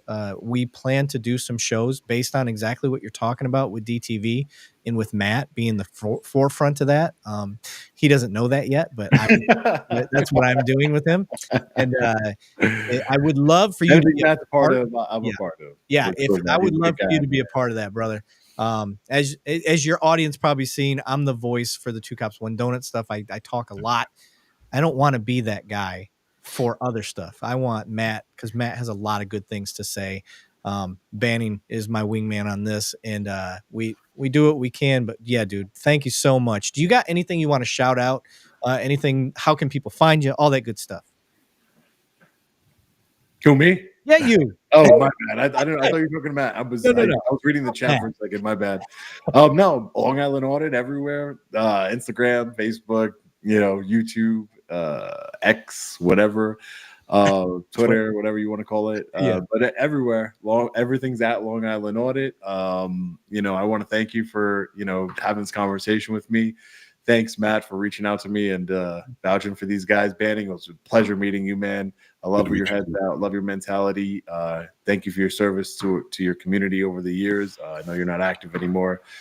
Eric, thanks for your continued service to your community. Matt, same thing to you. You serve your community the best I've ever seen, man. You are not only as a law enforcement officer, but as a community leader. Yep, Matt. You serve your community and you help the youth in your community. And you put your time where your money where your mouth is, time where your mouth is. You walk the walk. We get it. He walks the walk. And I know I want to help. I want to help you in what you're doing and be a part of it in more ways than financially. I want to actually be on the ground and help you when I have time. I do visit Illinois a lot, so I'm through. We're waiting. I would love to come over there. All right, man. Thank you. Thank you guys for your community watching. If you don't like me, don't worry. You can get to know me a little bit better. Maybe you will. We can have a drink together or something. If you don't like me, it is what it is. I'm not really worried about it. I'm not going to lose sleep about it. I only lose sleep on this live stream. That's what I'm losing. Dang, I'm sorry, brother. But no. It was a great conversation. I appreciate it, guys. Banning again. Eric, Matt, thank you, guys. I'm not jumping off. I don't know if anybody else is, but Sean, I gotta jump off. I know Matt's gonna go. So, Sean, thank you, brother. You take. All right, take care. Appreciate you very much. All right, brothers, love you guys. Appreciate it, Matt. Yeah, I gotta go. Matt, tell everybody where to find your nonprofit, dude. Oh, my father, it's mfbyouth.org, or my father's business, or at Detective Matt Thornton. It's on TikTok, YouTube, Instagram. Yeah. I am And- a full supporter. I'm letting you know right now, Long Island Audit is a full supporter of Matt's a nonprofit, or full stop. I think he's doing great work. And go support it. I'll put a link. I'm going to add a link to my description My man, I appreciate that, man. Hell yeah. That's what I'm talking about. Okay. Sorry, man. I have to teach him how to do this social media stuff. So I had to make him shout it out. So You know I'm slow. I know. All right, guys. Take it easy. I love you guys. We'll see y'all later, boys. Banning, I'm sticking around. You down? Yep. I'm down to stick around. You bet. Oh yeah. Let's I'm gonna go over to the comments. Everybody that's on Long Island Audit's channel, thanks for joining. I don't know if it's gonna keep all those off now that he's off, but yeah, thank you so much for joining us. What we do on here, there's another part of the show that we normally do, but I wanted it to be all about Long Island. So what we normally do is we do body cam reviews. So I've got 3 body cams pulled up. One of the things that we would do is we watch a body cam video that we've never seen, and we break it down how we would handle the call as it's developing rather than Monday morning quarterbacking. So everybody that's a part of the Two Cops One Donut crowd, they know what we do. We got Paulina Williams in the house shouting out, what's going on, girl? So I'm going to be jumping back to the comments a lot more. But this is your guys' chance to ask questions. Why did the cop do this? Maybe he should have done that. And we kind of cop-splain. I hate to say it like that, but we'll try to cop-splain a little bit and tell you where our training leads us and why we're thinking what we think as it's developing versus having 20/20 hindsight. So it's the little different thing that we do. So let me pull up. I am going to give a shout out to police. What is it? Police body cam, or no, police activity YouTube channel. That's where we get all of our videos from, is police activity YouTube channel. So shout out to them. I am going to share the screen. We're going to jump right into it. We have not seen these. If we have seen them, we will tell you that we've seen them. Let me biggie size this. There you go. There we go. And let's observe, shall we, Banning? You bet. All right, let's go. Okay, so we don't know the details. Actually, I've seen this one. I don't know if you've seen this one. No. I've seen this one, so I'll kind of back out a little bit for myself. So this guy was trying to get into this car, as we can see. Looks like whoever that is took off. Now your boy's pride is hurt, so he's going to chase after. Looks like he's in a 911, state your emergency. You get the call. Can somebody please come to me? Somebody just hit me with a gun, and I have my daughter. They're trying to kill me right next to me. Please, I'm bleeding. I'm on I don't know. I'm on shields. Please come. Are you on foot or in a car? I'm in a car. What kind of car? I'm in a BMW. What color? A blue. Are you alone in the car?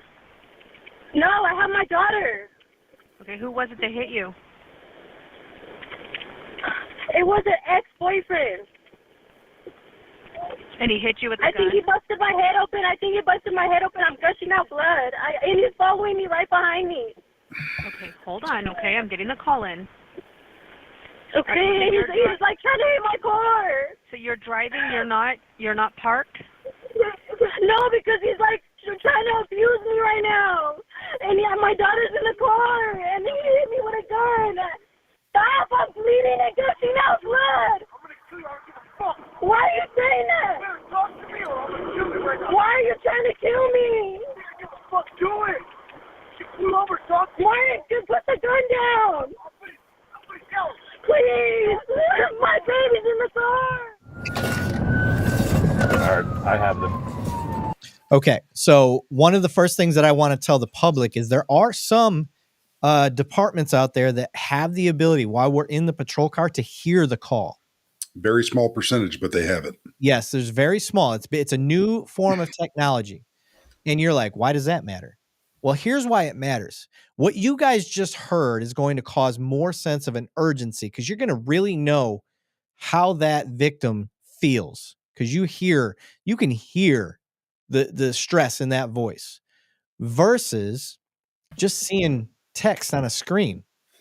Females complaining that boyfriend's attacking, boyfriend possibly has a gun, boyfriend da da da da da da. It becomes very callous.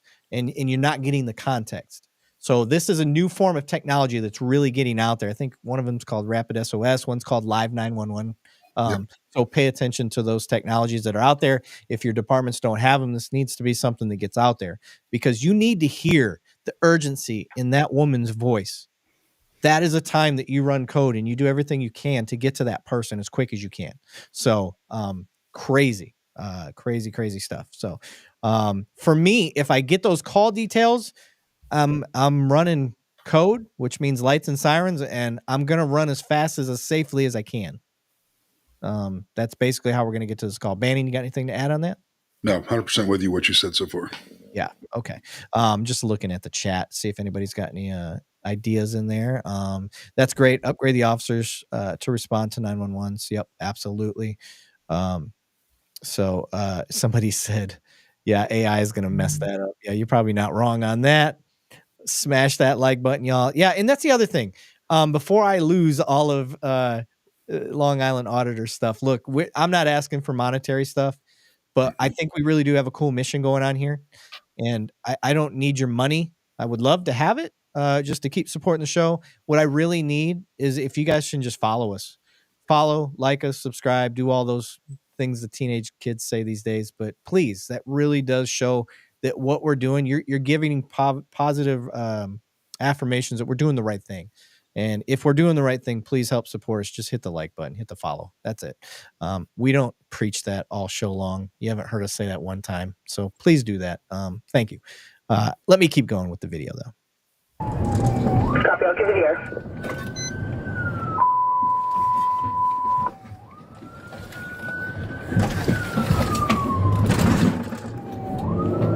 All right, we are westbound Jensen, now crossing over the 41.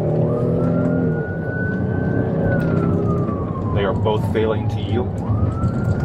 Any units close, pit is authorized. Have her pull over out of the way if possible.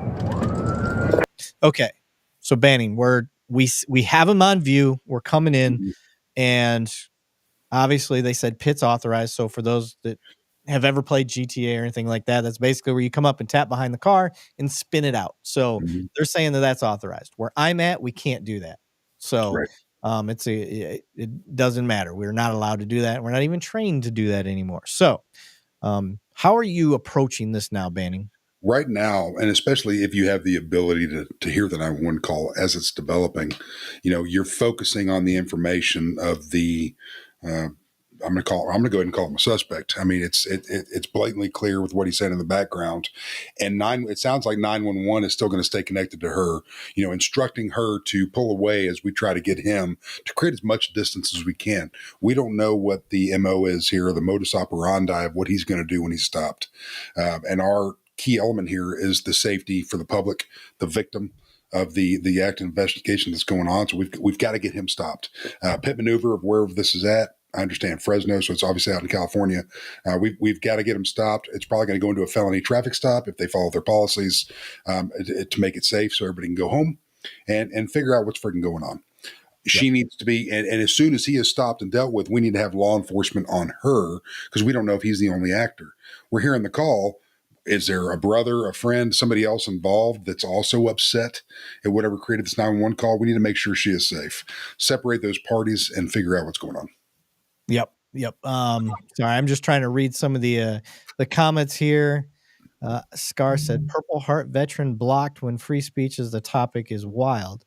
Why do you protect? What are you talking about? Listen, here's part of the chat issues. Like, stick to topic, guys. Where if you go off on wild tangents about crazy stuff, like you may have a great valid point on whatever it is you're talking about, but if it's not the topics that we're talking about, we're not going to address it. Like I try to give everybody a voice. I don't block anybody for speaking their mind and trying to call us pigs. I put up on the screen, somebody had like 80 pigs in a row. I put it on the screen. It's fine. I don't care if you call us names, do whatever you got to do, but try to stick to the topics, guys. So yeah, that's what it is. And the ones that do end up getting blocked in crying is because they either did something racist or they started trying to lie and be what do you call it? Propaganda stuff, trying to diminish the show. So by saying that we were lying. So that's about the only time. And I even give people, like we had one today, old Steve Ladner. We had to boot him because he started spreading lies. I'm like, listen, there's a lot of good stuff we got going on here. I gave you the opportunity to retract it. I asked you to, and you didn't, and had to put you on a block for 30 days. You're not gone permanently. We never block anybody permanently. You're just gone for a little bit. Let's keep going. He's still chasing and ramming.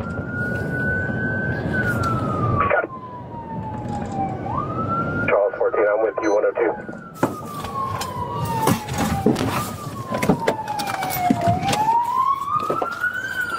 You see your heads!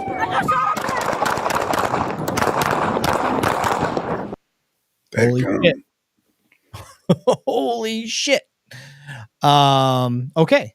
So now the question is deadly force authorized here? You've got him trying to ram her car. So he's using deadly force against another citizen. Mm. So you do have a deadly force, sort of. But once he drives away from where's the victim?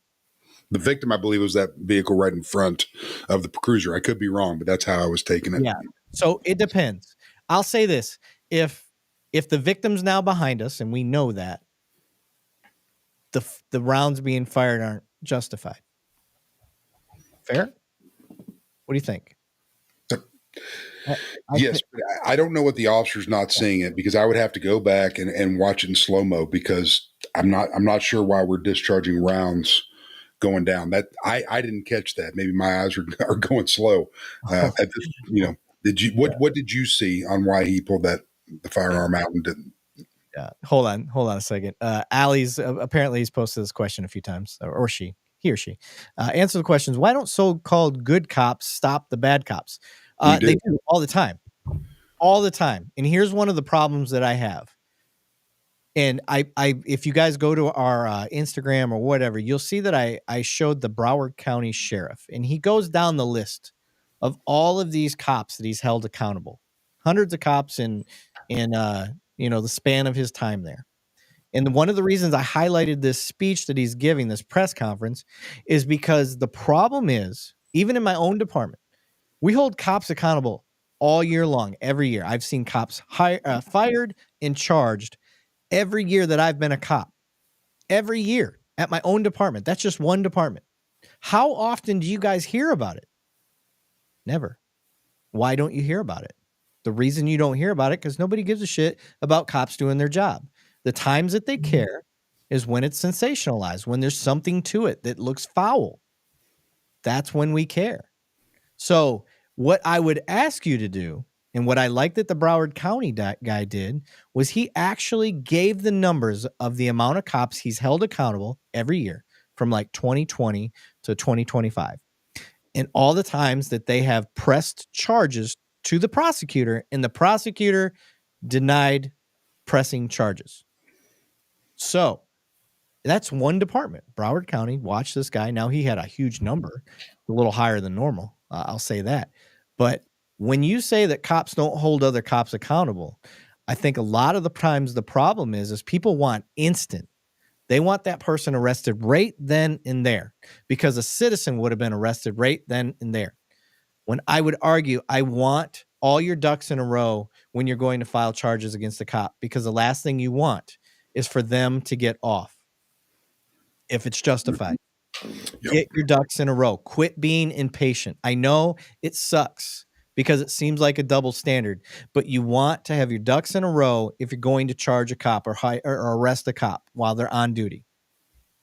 So that's my shtick. You can agree with me or not agree with me. We won't agree on everything. So that's my answer to that. That's my answer to that. And I would challenge you to go out and look and see what the numbers are at your local department. Ask them. Try to find out. Get a Freedom of Information Act. How many people have you fired? How many people have you charged? It will help you.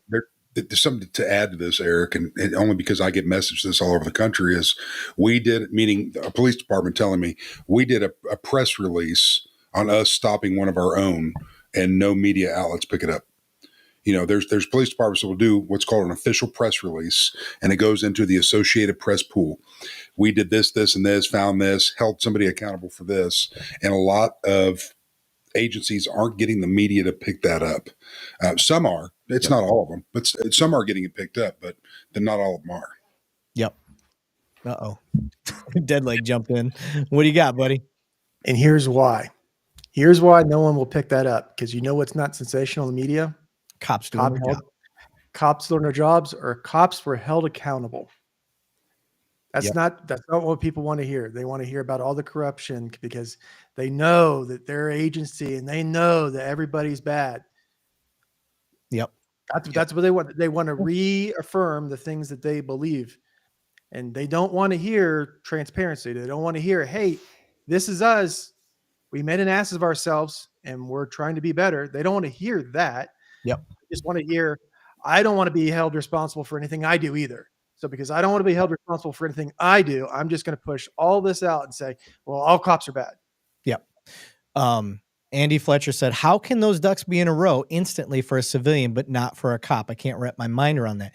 The reason being is because we can see an offense as a cop from a civilian, but if a cop there's a lot of instances of this where one cop can see something that another cop from his angle doesn't see. I have seen videos where a cop pulls out his gun, ends up shooting a suspect, and the other cop immediately is like, what did you shoot him for? Because he didn't see the threat. So imagine if that officer went and arrested him right away and come to find out that wasn't justified. So that's what I'm getting at. Get your ducks in a row for the cops, because if you screw it up, you fucked up the whole case. And we need to hold higher standards. So let's get rid of them. So, and I love it. Supreme liars. I can guarantee you, I'm a lot of things, sir. I could be an asshole, a douchebag, a pig, whatever you want to call me, but I'm not lying. That's the one thing that you're not going to be able to get out of me. I'm not lying to you. You can not like it all you want. I'm gonna even put your comments up here. Are you listening to this bullshit? It might be bullshit to you, but I challenge you this: get some other cops that are going to talk to you and talk about it publicly like this on a platform. That's the thing. We're not running from your questions. Well, we're going to give you our perspective. If you don't like it, so be it. But find it somewhere else. You're doing exactly what they want to have happen.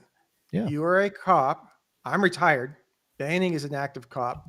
So no, I'm retired. Banning's retired. Too? Congratulations. There's three of us that spend a little bit of time in law enforcement, but we're all three questioning. I don't see anything where I would start discharging rounds into this car. So you have three people that have training and experience questioning why someone is discharging rounds into a car. Yep. We're doing the same thing that you're doing. We're questioning it.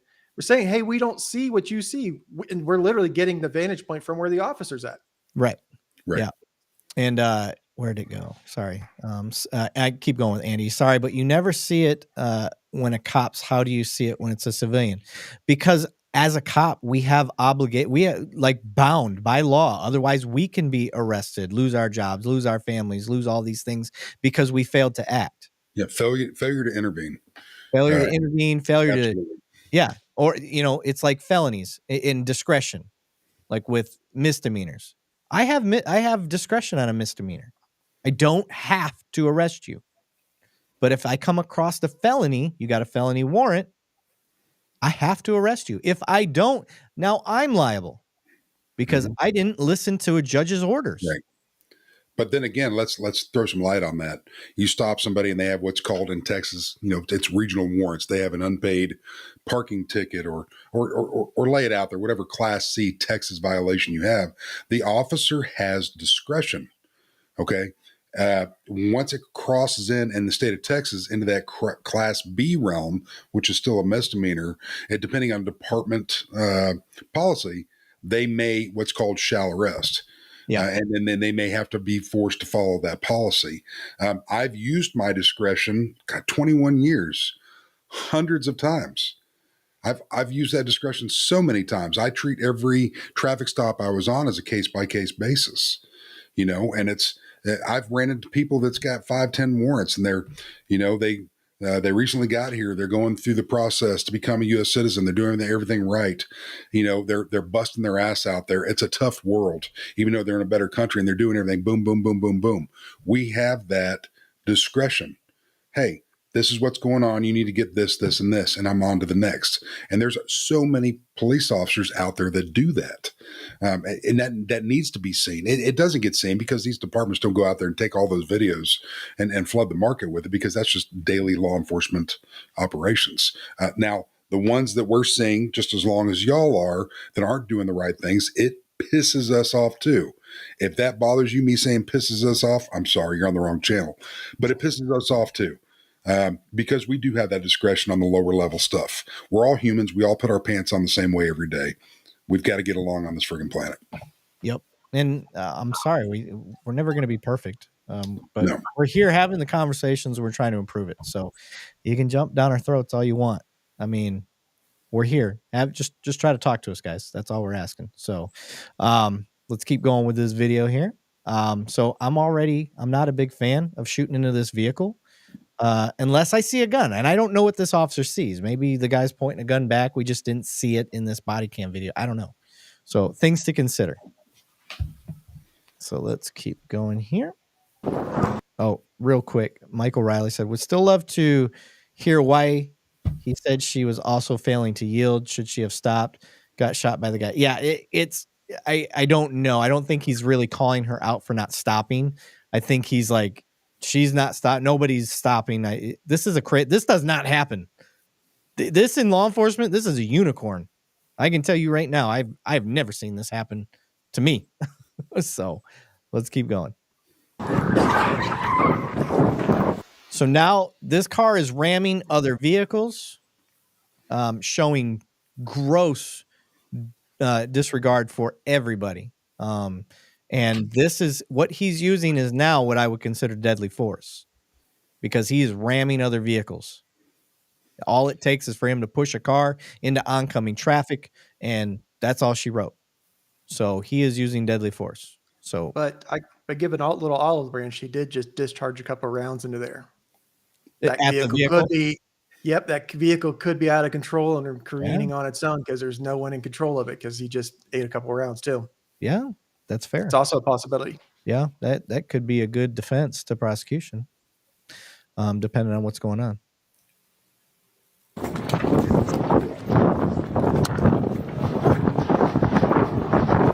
Reload on the run. Yeah, I'll give him credit for that. That's not easy to do. He's obviously trained. He's got a red dot on his gun, so he's staying up to date with the most recent technological advances for policing. I will say that my red dot had me shooting, basically perfect scores every time now. Let's see here. Okay, so dadgum. This is running up plugin. There's no challenge and no nothing. Man, this is, I don't know. I will tell you based on what I see. I don't know if I'm going to go up there just plugging. Did he not? I thought I saw he had a gun when he rammed her. He did. No, the driver of the car. He does. Yes, that's part of the call is that he has a gun. But no, like he banished it out the window. I thought. Oh, he chucked it. I don't even know. No. I thought he was like out the acting window. like he was going to fire it towards her. I don't know. Let's see. Let's keep going.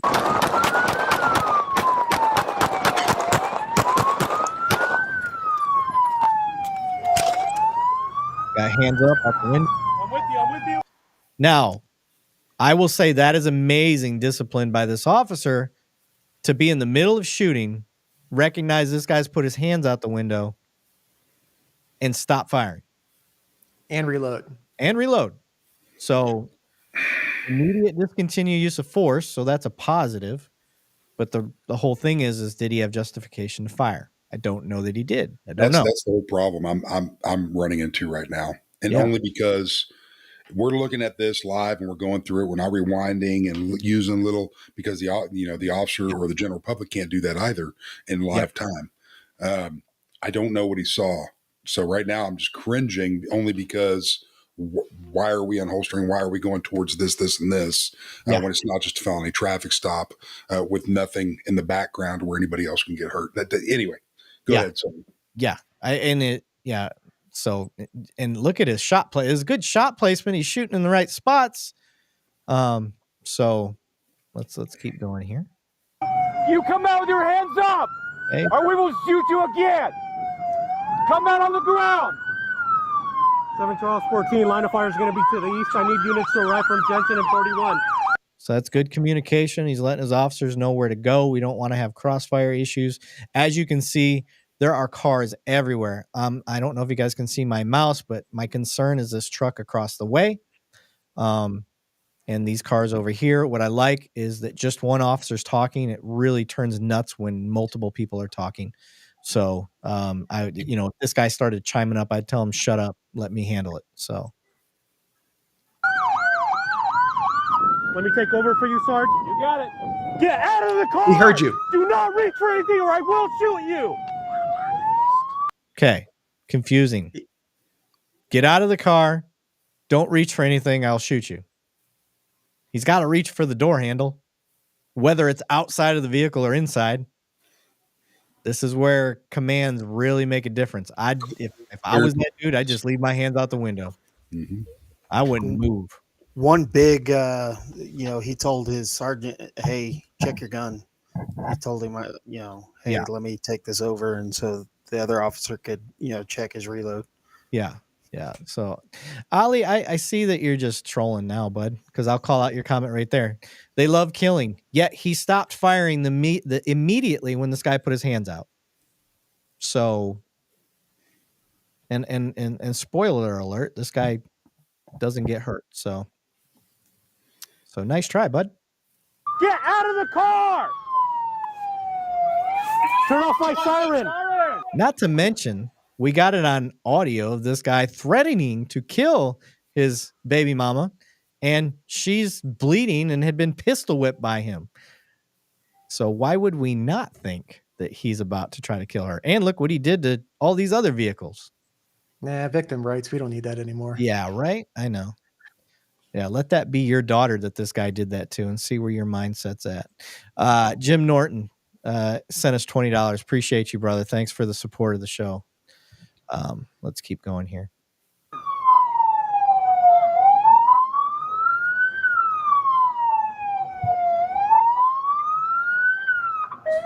This is the amazing part. Unlock the door. Get out. If you reach, you won't get shot. God, I don't. Come out. Stop saying that. Face away from. Officers, if you are watching this, this is how people get hurt. Give them clear commands that don't conflict. Get out of the car. Don't reach for anything. You got to reach for the handle. Yep. Jeez. I wouldn't move. I'm not going to lie. I'd be yelling like, you come open the door. I'm not opening it. Going to keep my hands right here. Me. Turn away. Get out and face away. Keep your hands up. Get out of the car.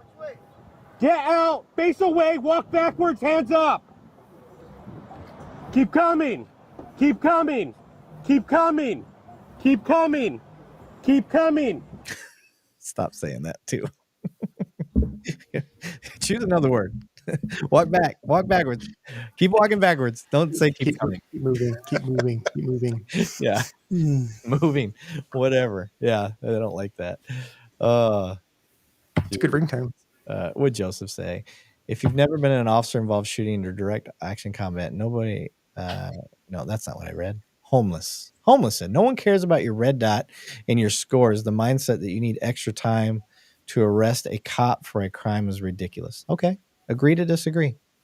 So here's the other side of that coin. Every time you do a traffic stop, you're getting a ticket. Every time we talk to you, you're getting a ticket. Every time that we have any interaction, you're going to jail. There's zero discretion.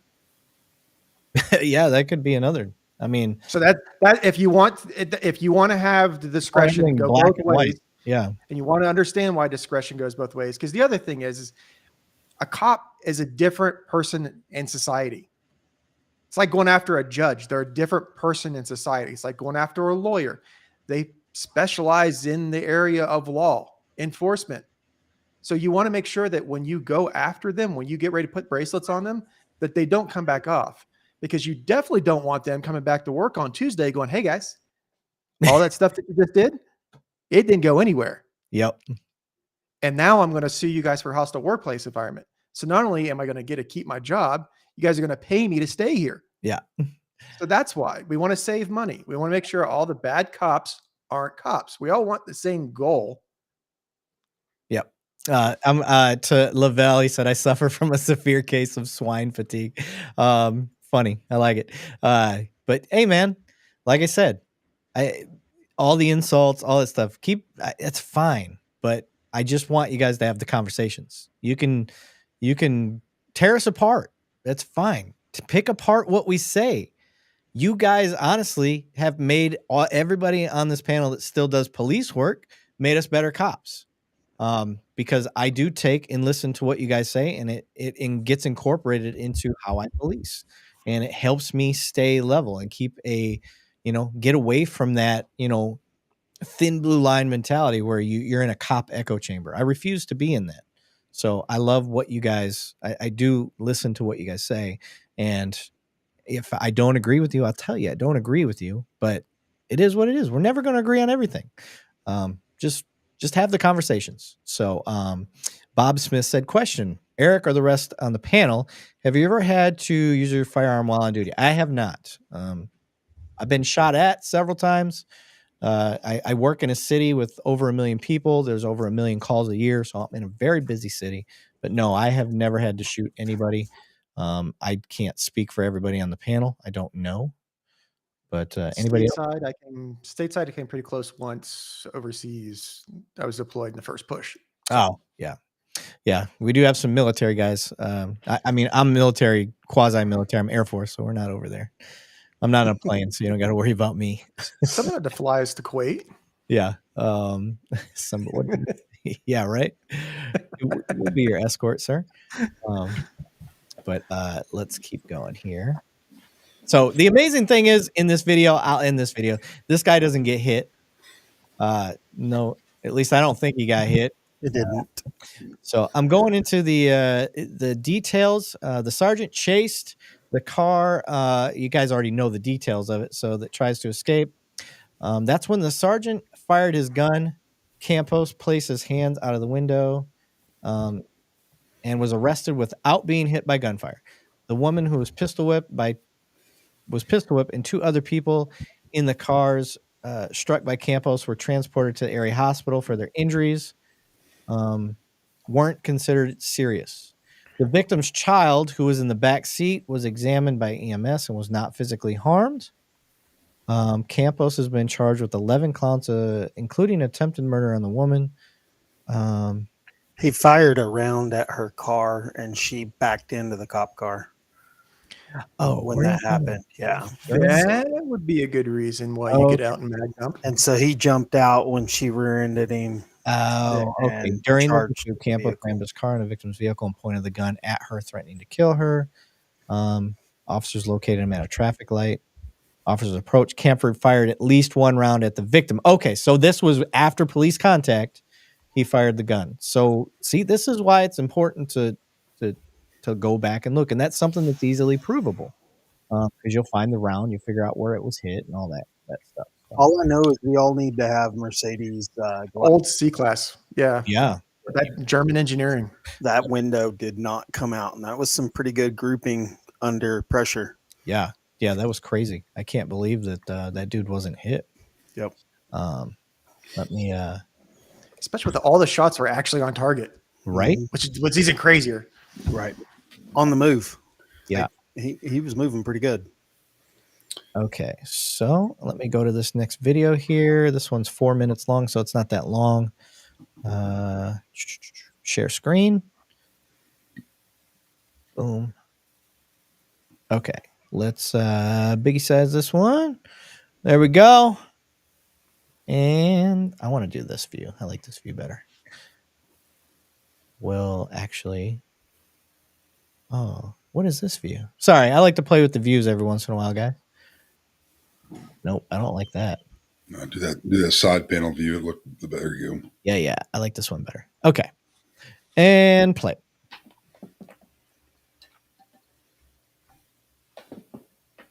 Again, shout out to Police Activity. Make sure you guys check out their channel. It's happening right there. Gunshot. We'll wait for the body camera. Oh, shit.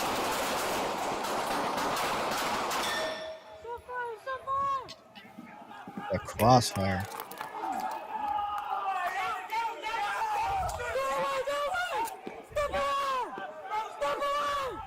Okay, first thing I noticed as a cop is there's a whole bunch of different units here. Mm-hmm. So this looks like this is somebody that they were after, maybe? Or there's some sort of event going on. Bunch of plainclothes people. Yeah, there's plainclothes guys here. So plus you've got guys that aren't plainclothes. So it tells you that, you know, there's some kind of like event or they're doing an actual. Yeah. Yeah, exactly. Somebody said, oh, that was a good question from, I'm not saying that name. That's too close to get me in trouble. I see what you did there, sir. Nice try. Nice try, mister. I'm not saying that out loud, but would you give up qualified immunity? I think it needs to be tweaked. Absolutely. I think it needs to be tweaked. But I think if you get rid of it completely, you're not going to get people to do the job. That's just my opinion. I do think it's flawed, and I think it needs to be addressed because somebody like Mr. Billfold, I think he's told me before that like 99.something% of anybody that's ever lost their qualified immunity, still nothing's happened to them. So that tells me right away there's something wrong with that.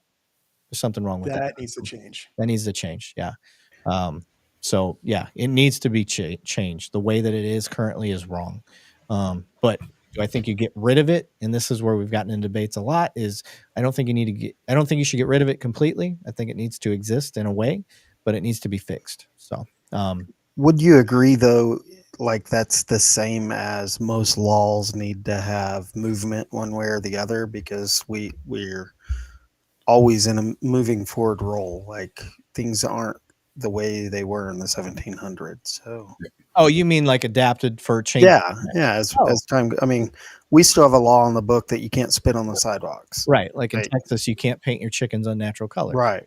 Yeah. I mean, we're just got to be adaptable. It's kind of like pretty normal things to me. Yeah. You can't have 7 or more sex toys in your vehicle. Yeah. I mean, like those are other things that you can't have in Texas. You're right, So yeah, it needs to be fixed. It's flawed. 100% it's flawed. But abolished, I think if you abolish it, it's going to be kind of like the defund the police movement. That's just my opinion. So does that mean I'm right? No, doesn't mean I'm right. I don't know. I don't know a better fix. So we're going to have that talk. We're going to bring in experts. Let me use somebody else's comment. Self-proclaimed experts. Lenny said, that guy's name is the cornerstone, not a racial name. Yeah, doesn't matter. You know how AI is these days? All somebody's got to do is just get me somewhat pronouncing something questionable and they can change it. I'm not even taking the chance, sir. I'm not even taking the chance. Right, let's keep going with this video.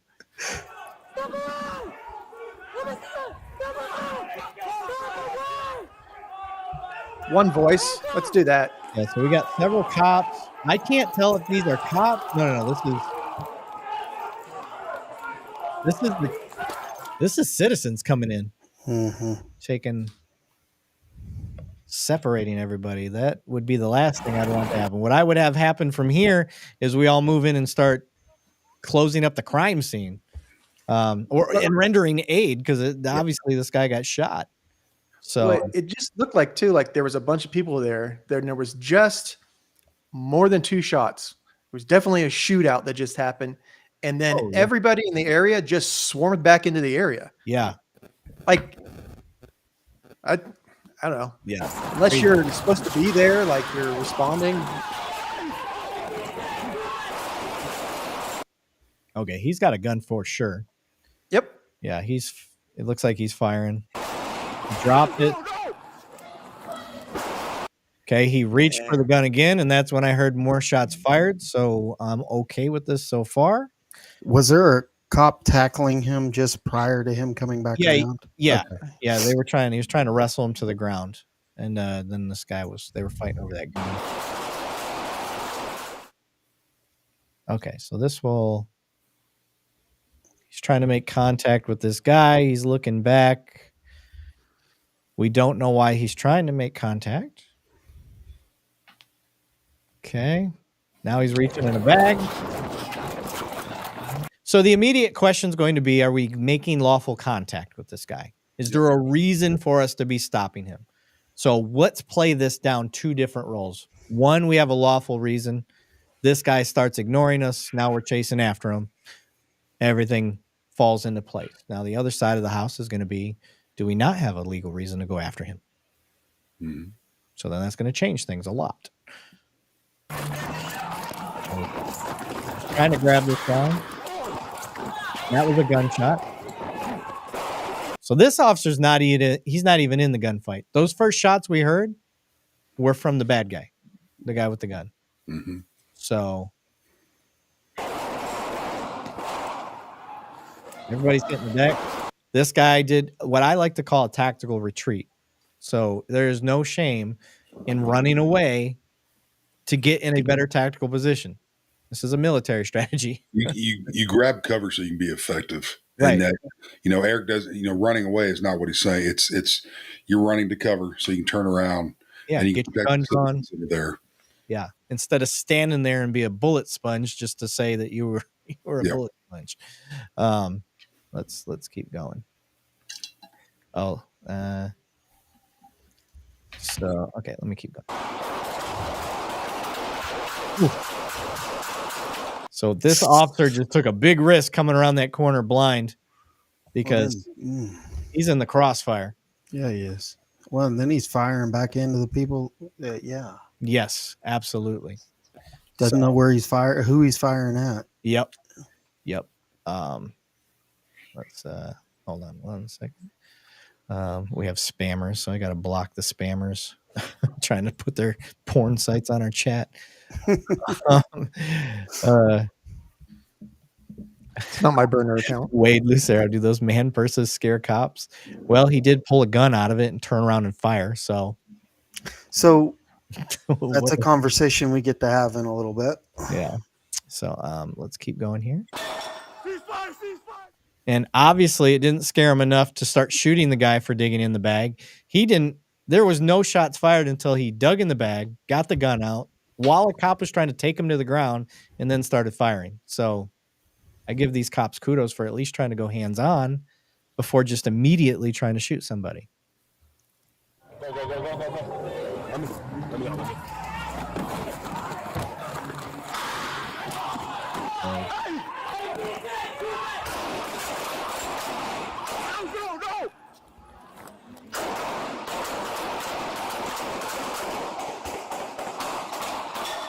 Oof.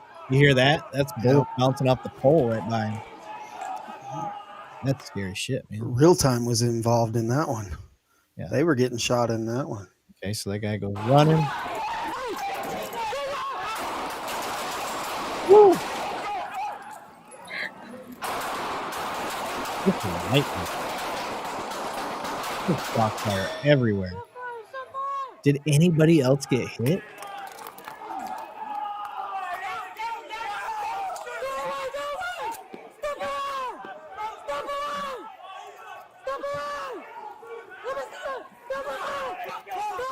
Shotguns and tattoos, throwing $5 in the chat. Love it. Better to protect yourself than not. Agreed. Strider's way. You guys and Mr. Izzo love you. Hey, awesome. Thank you very much.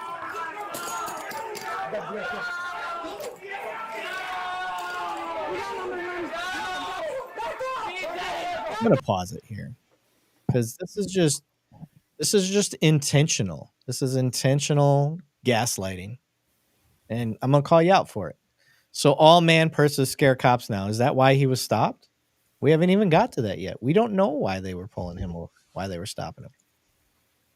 But I can envision the basement that this is coming from right now. Yeah, but Alley One, if you're going to call out and say dumb shit, you just saw what happened. He tried to tackle him, take him down while he was drawing a gun out of that bag. And then he shot at him. So Am I scared of getting shot? Yeah, I am. Yes, I am very scared of getting. I don't want to get shot. But at the same time, they didn't just start shooting this guy. They actually didn't start shooting until they were shot at. Can we? Is there anything, I can't pull it up? Is there anything in this description? We'll get to that once the video is done. We'll get to the description. I haven't read it. I don't know what they say. So, 60 shots in 5 seconds. Holy shit! Yeah, that's a lot of shots. So let's keep going.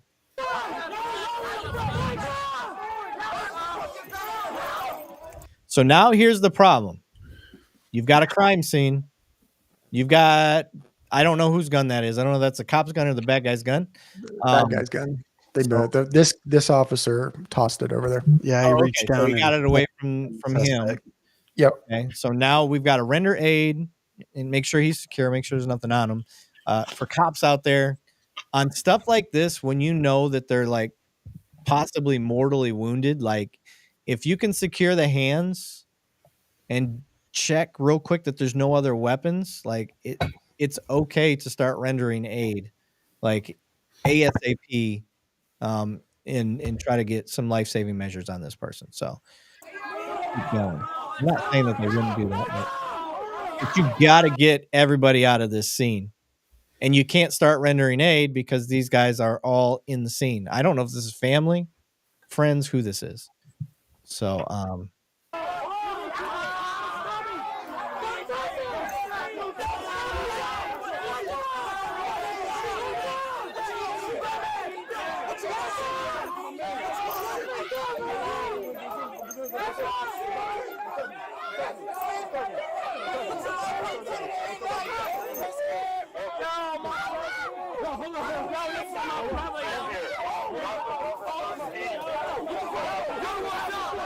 now the crowd's becoming violent.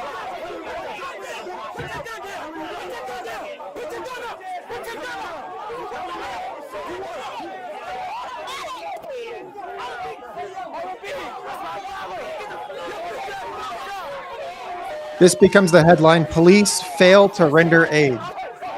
That's what the headline will read. They won't read police are dealing with a huge fight after a shooting.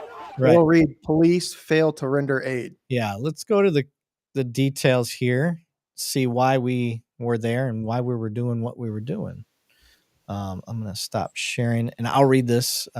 First, shout out to Saffinsure Insurance. Said it's nuance. I believe there's a larger part of the population that has become disillusioned with policing in this country. Fair. Cop has pucker factor now. Yeah, you're not lying, sir. Okay. So let's see here. Baltimore Police Department officers in unmarked cruisers were in the area of Pennsylvania Avenue and Lawrence Street when they encountered 36-year-old Junior standing at the corner carrying a crossbody bag on his back. The officers attempted to speak with Abdullah from their vehicle, and then one officer exited the unmarked cruiser and approached Abdullah on foot. Abdullah began walking, and the officer followed. As the officer followed, Abdullah shifted the bag from the back to the front, which we saw, and they started fleeing. Okay, so right away, I'm not seeing a justification. That's not a justification from what I'm reading. So not from just that. Not from the amount of other units that were in, and the second body camera from the guy in the back seat that got out.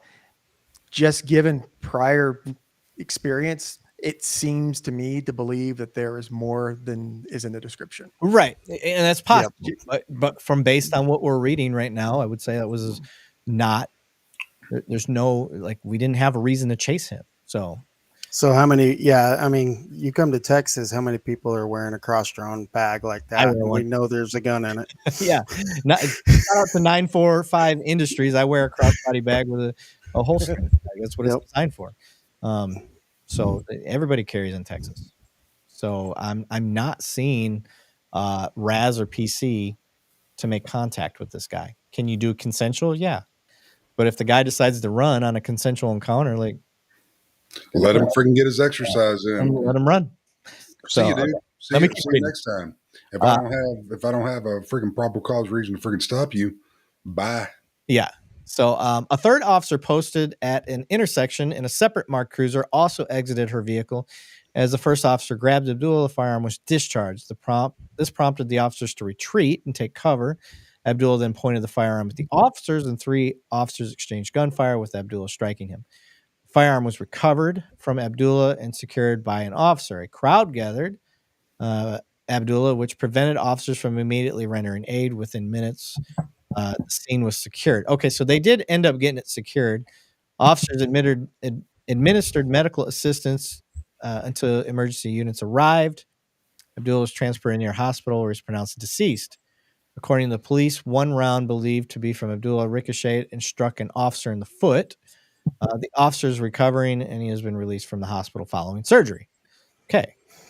So now it goes into reason for contact. Did you contact him? So what they're saying in the chat about being scared of a crossbody bag. Like, I'm sorry, in Texas, I don't care if I see, you can carry, man. Yeah. You can carry everywhere. So I would love to know what the laws are in Baltimore. Is that what that one was out of? Mm-hmm. Yeah. It's one of the things that I love about Texas. Like, carry wherever you want. Like I don't know. Alan, are those blonde tips? No, Tim, that's called gray hair. Oh, I like that. So yeah, I don't see. I did not see probable cause to make contact. I'm sorry, reasonable suspicion to make contact. Based on what we see, there may be more. And just like Deadleg was saying, we don't know. We don't have the report in front of us, and this is just a description on YouTube. We don't know. Well, and then they jumped out of an unmarked unit. Like, do you have the right to move away from people that are like, I don't know who you are getting out of that car coming after me. Did you yell, "Stop, police"? Did you? Are you wearing proper gear that identifies yourself as a cop? Right. Yeah. And I do have a problem with that. And I've seen some videos out there like that. You have some of these UCs or undercovers out there that do things, and they're putting their report. They, failed to listen to verbal command. Well, you're freaking Joe Schmo on the street wearing, like what I'm wearing right now. If I yelled at somebody to stop and they told me to go fucking climb a tree, yeah, unless I've got police and I'm properly marked, they're going to tell me to go pound freaking sand. They don't want me to come over there and sit on them. They're going to take off. Yeah, where I'm at, cops are not allowed to use undercover cars to do any sort of stops, any sort of jump outs or anything like that, unless it's imminent threat of serious bodily injury or death. Like, that is it. So if they saw an officer fighting with somebody holding a gun and they're fighting over the gun and they're in an unmarked car, that would be justification to jump out. But other than that, like, they shouldn't be jumping out, and they shouldn't be the primary, especially.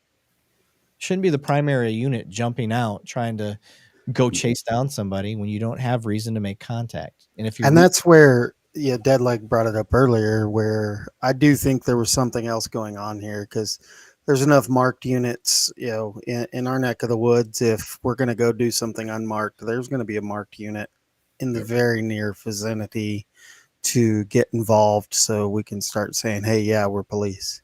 Yeah. Harrison said that the gun laws are better in Kentucky than Texas.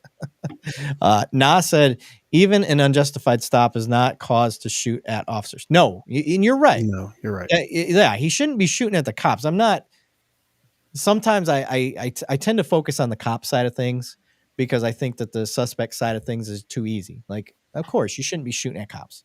And he knew he was shooting at cops. Like, I get that. But if we're going to hold cops to a higher standard, we got to get into the why did we screw up, where did we screw up, and how do we fix it? Well, I would say get more PC before you try stopping somebody.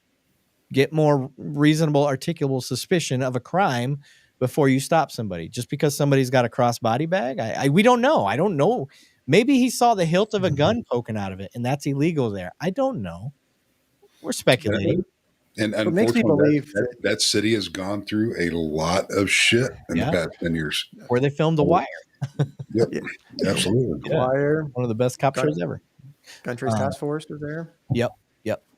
So, well, it leads me to believe that there's more, that something here. All 4 of us say, this is kind of weird.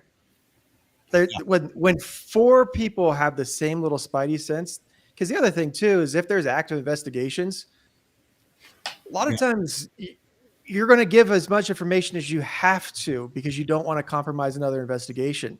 Or if we have this guy in custody and he's starting to spill the beans on somebody else, we're not going to, hey, he's spilling the beans on everybody. Like, we're not going to let that out. So the lack of complete information. The other thing too is trying to get information out of that scene. Look how long it took for them to get control of the scene. Yeah. So I'm surprised they did. I'm surprised. Let's get information. Yeah. Yeah. That's crazy. So the question is, how do we improve? How do we get better on this call? What can we learn from it? Michael Bohr said, just remember, stand God judgment day. There will be no thin blue line to help you. Yeah, I agree, sir. Absolutely. Absolutely. Michael, you're spot on. That's why you shouldn't be doing things. Yeah, you shouldn't be doing things based on a thin blue line. You should be doing things based on the golden rule. And if you're a religious person, Christian or whatever it is, whatever your choice be, we don't get into religion on here or politics. So whatever it is, but yeah, I don't think you're wrong on that. But yeah, so if we're going to improve on this one, if we're going to make stops, your reasonable articulable suspicion for stopping somebody better be fucking spot on. I did not see, based on the description and based on what we saw, was enough. And we couldn't hear what's being said. We don't know if there was a tip. We don't know. There's a lot of unknown factors. So let's be fair and be objective. Let's not let our biases towards if we love police, if we hate police, affect us. Bottom line, if you can't get the quote unquote bad guy today because the legal law is not there, wait till the next day. Period. If somebody's doing something illegal, they're going to keep doing it. And for me, I'm a huge probable cause guy, just like any good cop out there. If I don't have probable cause directly in front of me, I'm leaving it alone. I will catch them the next friggin' time that they do that, and it may take years, but have the reason to do it. And it's yeah, absolutely. I'll highlight this one. I believe the suicide rate is so high right now because cops grow conscious later in life. Or I'll propose another one. There's 4 cops or former cops here. I just told you that there's a lot of lack of support for cops in the community right now. And they just see that there's no end in sight because they just listened to comments for the last 2 or 3 hours, 3.5 hours of how we're all bad. No matter what, we're bad. Bad, bad, bad. You're nothing but bad. You can't do good. You're a bootlicker. Maybe that's a reason. Maybe they need a little bit more support. Maybe because they're going from a dead baby call to this call. Maybe they're human too. Maybe all the time that we go, all the cops are all bad. Well, they're dealing with people for a reason. Yeah. Like if you want me to highlight the thousands and thousands and thousands and thousands and thousands of times that police are held accountable. Okay. How much more? What is it that you want? Is you just want to be able to go scot-free and do whatever you want? That's what it is. Or you just want to complain to complain. But to say that suicides raise because they grow conscious, that's horrible. That's a horrible thing to say because the people in that video we just watched, they said 60 shots in 5 seconds. They all ran towards the gunfire. Yeah. Yep. So it sucks. I hope anybody that has mental health issues inside of law enforcement, outside of law enforcement, I hope you guys are able to help get that because mental health in this entire country needs addressing. Yeah. And I'm not a psychologist or psychiatrist. I can't go out there, but how do we do that? Everybody, I don't care who you are. You're going to go out there just being a motorist on our roads, and you could be exposed to a post-traumatic stress syndrome of an event that happens. You've got to get help for it. You got to go talk to somebody for it, period. And, we're not He-Man, Superman, whatever, super, whatever. You've got to go get help for that. If you think that you don't, that's the problem. Go talk to somebody. Yep. Absolutely. All right. I got one more video here. And then we'll call it. And we've been going almost 3.5 hours. So I want to get this guy here. We're going to go share our Instagram page real quick. We're going to click on this guy. Okay. How do I get this out of the way? Oh, that's not what I want. They wanted you to say it earlier, so you're going to have to just put it in there, even though. Even though you couldn't say Biggie size earlier. Oh, you're yeah. gonna have to say it anyway. Yeah, I try to Biggie size this one. I don't know why it's not letting me. Okay, you guys may have to watch this weird. I don't know why it's all squished together like. Oh, maybe it's because I'm too far zoomed in. That's why. There we go. Okay, now let's try. You're trying to be social with your media. That's Not much, just walking around. Videotaping the police department's not a good idea. Why? You guys are friendly people. We are, but why are we doing this? Why wouldn't we? Because it's a security issue for us. Is it? It is. I don't think so. It is. It's public property. It is public property, but when you start recording our perimeter and our gates and what our activities are, it's a concern to us. Why are we doing that? I don't have to have a reason. You don't have a reason. I don't have to have one. Okay. Do you have a driver's license? I can see. I don't. What is your name? I'm not going to give that to you. You're not going to give it to me? No. Why would I give it to you? I haven't done anything wrong. Well, you're recording our property. You're recording our building. Sure. And it's a security issue for us. Am I being detained? You are. Okay. Until I can get you identified. And what's your reasonable, because I want to make sure that you're articulable not doing suspicion? something that's a problem for our law enforcement community. You looking to create a problem here for us? or No, what are not you at all. trying to I'm do? being polite and cordial. I'm being polite and cordial too. I'm You're asking being for a your little name and date of difficult. birth so we can identify you. I don't need to. And be on our way. Why would I need to identify myself? Because I'm asking you to identify yourself. What's your name and badge number? My name is Todd Hines. My badge number is 200. Good. So You have to have so are you reasonable- refusing to identify yourself? Well, there's no need to. 3916. Are you a supervisor? Okay. You just called for a supervisor? I did. There you go. Thank you. Oh, officer. Sorry, I didn't mean to show my part. Oh, that pisses me off. Yeah, I got so aggravated on this video. Is it really that easy? Yeah, and admittedly, I clipped it up because when you do shorts and reels, guys, it's got to be under 3 minutes. So that video was a little longer, and it was back and forth between those two. But this auditor does wonderful, and is 100% right, and this cop is 100% wrong. And luckily, a supervisor shows up and ends up putting the officer and telling him what is legal and not legal. And but it was apparently and painfully obvious that this officer, his training was bad, and he didn't know any better. So the question becomes like, how do we fix this fucking issue? Well, I mean, first you have to start with the fact that he went to the best barber in town. So. yeah. So I'm not a fan, and we've discussed this before. Do you have to ID? No. And everybody's been saying it in the comments all night. Like, there's that ID crack that we get as cops, and we've talked about this before, but we'll talk about it tonight because we still have a ton of people from Long Island's page on here and everything. So basically, people are like, why are cops so ID crack addicts? Like, there's several reasons. One, we're information gatherers. So as Long Island said, tonight, it doesn't hurt to ask. It's not illegal to ask. So cops are going to always ask because they're information gatherers. That's how they're trained to get as much information as we can on any calls that we're dealing with. Because we've been burned in the past where the suspect was on scene and we didn't even know they were there because we're like, well, I don't have a reason to ID them, so they don't even bother. So it's that whole attitude. Well, it doesn't hurt to ask. Now, the real question is knowing the difference between when you can demand it versus when you can't. And that's where we start to get in trouble. And that's where this guy was going to start going down that path of, well, if you don't give me your ID, then you're going to get arrested for failure to ID, which that does not meet the elements. Failure to ID is a secondary offense once you've been arrested. So for everybody listening, failure to ID is a secondary offense once you've been arrested. So I'm glad we're getting that. But anyway, anybody got anything else to add on that one? I think it's no, that one's pretty straight. Pretty straightforward. Yeah, it was terrible. We could definitely do better. The one thing that, like, you ask, how do you make change? And a lot of, sadly, the only way you make change is you hit them in the pocketbook.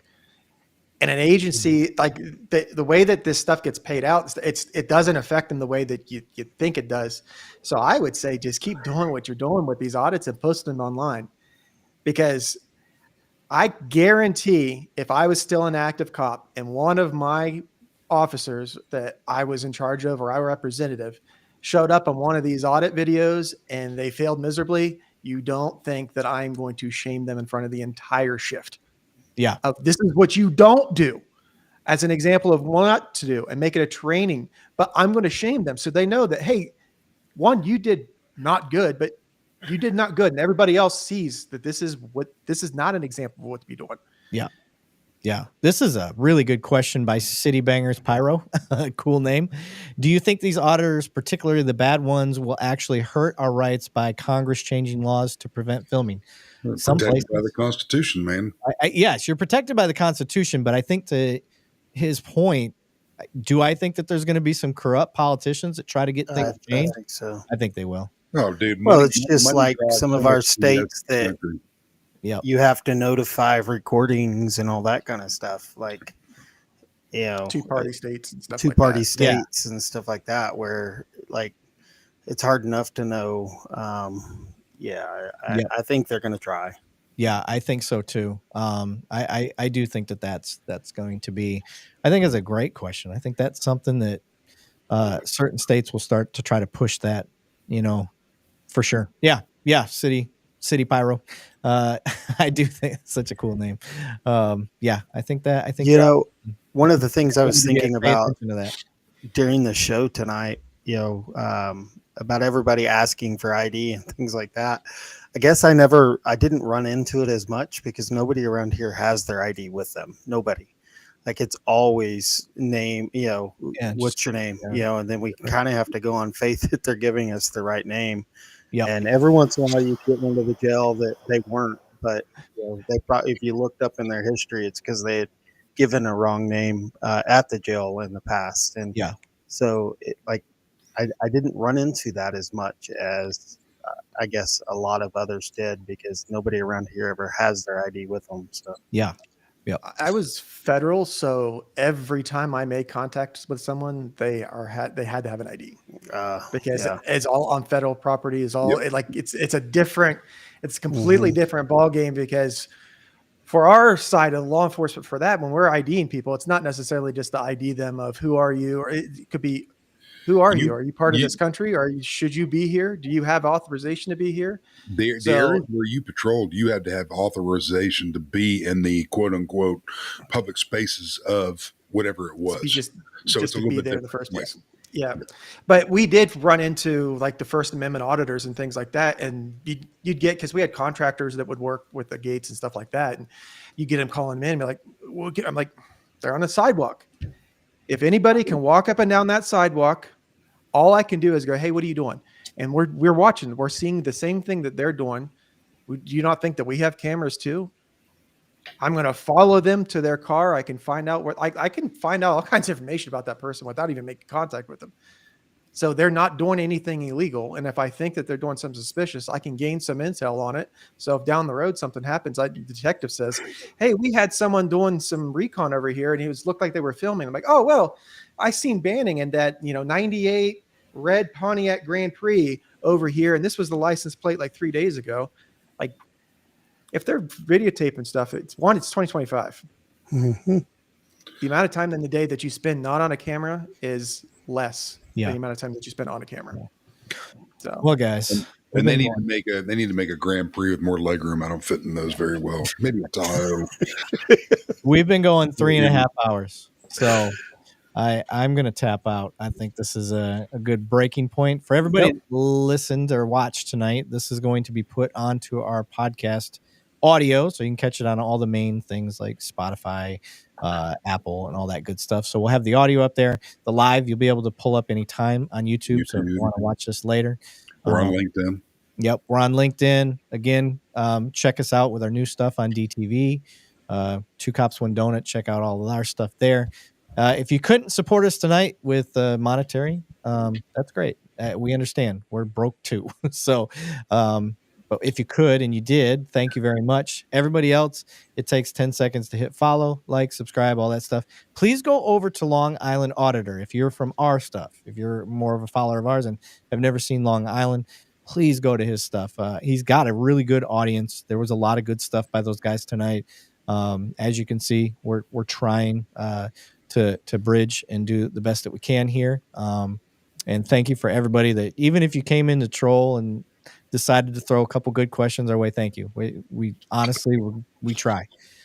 It is very hard to get cops to come to the table and have these discussions. And I think it's more important than ever that we do. And I think we're trying, and we've done the best that we know how to do. This is a different medium that nobody's ever really done. And it's, again, we're trying to avoid being a cop echo chamber. I know it sounds like we're cop-splaining sometimes. I'm sorry. It's just the nature of the beast. Sometimes you're going to get some cop-splanations. We try not to, but you guys keep us level. You guys keep us, listening to a side of our life that we haven't done in a long time, because we've all been in law enforcement for so long. So this keeps us even. And I thank you guys a lot. So everybody, thank you for tuning in tonight. Again, thank you to Tim and Mr. Billfold for helping us out to pull up some really good videos from Long Island. And Banning, you got anything? No, man. Thanks to Alan Deadleg being in the background, helping this thing run smooth. Sean, thank you for coming on our show. If you ever happen to catch the end of this, it was a treat for us to have you on here. Yeah. I know you're a busy guy, and keep doing what you're doing out there. And these other guys that are doing the First Amendment audits that are doing it right, freaking go forth and conquer. We'd love to have you on our shows here. So we're all human here. We all put our pants on the same way every day. And the Constitution is amazing, and we're here to talk about it. So, yep. You got anything to take off with, Deadleg? No, I'm ready for bed. All right, Alan. Same here. Okay. Look forward to seeing you guys next week. We try to do this once a week, guys. Yeah. If I wasn't able to get to your comments tonight, I apologize, Tony. I love it. Thanks for the art, buddy. There was just too many, guys. We had like 3,000 people, I think, at our peak, maybe 4, and we just could not keep up. There's too many. So I do apologize if we didn't get to it. We did our best. But yeah, everybody else, thanks for tuning in. Have a good night. Later.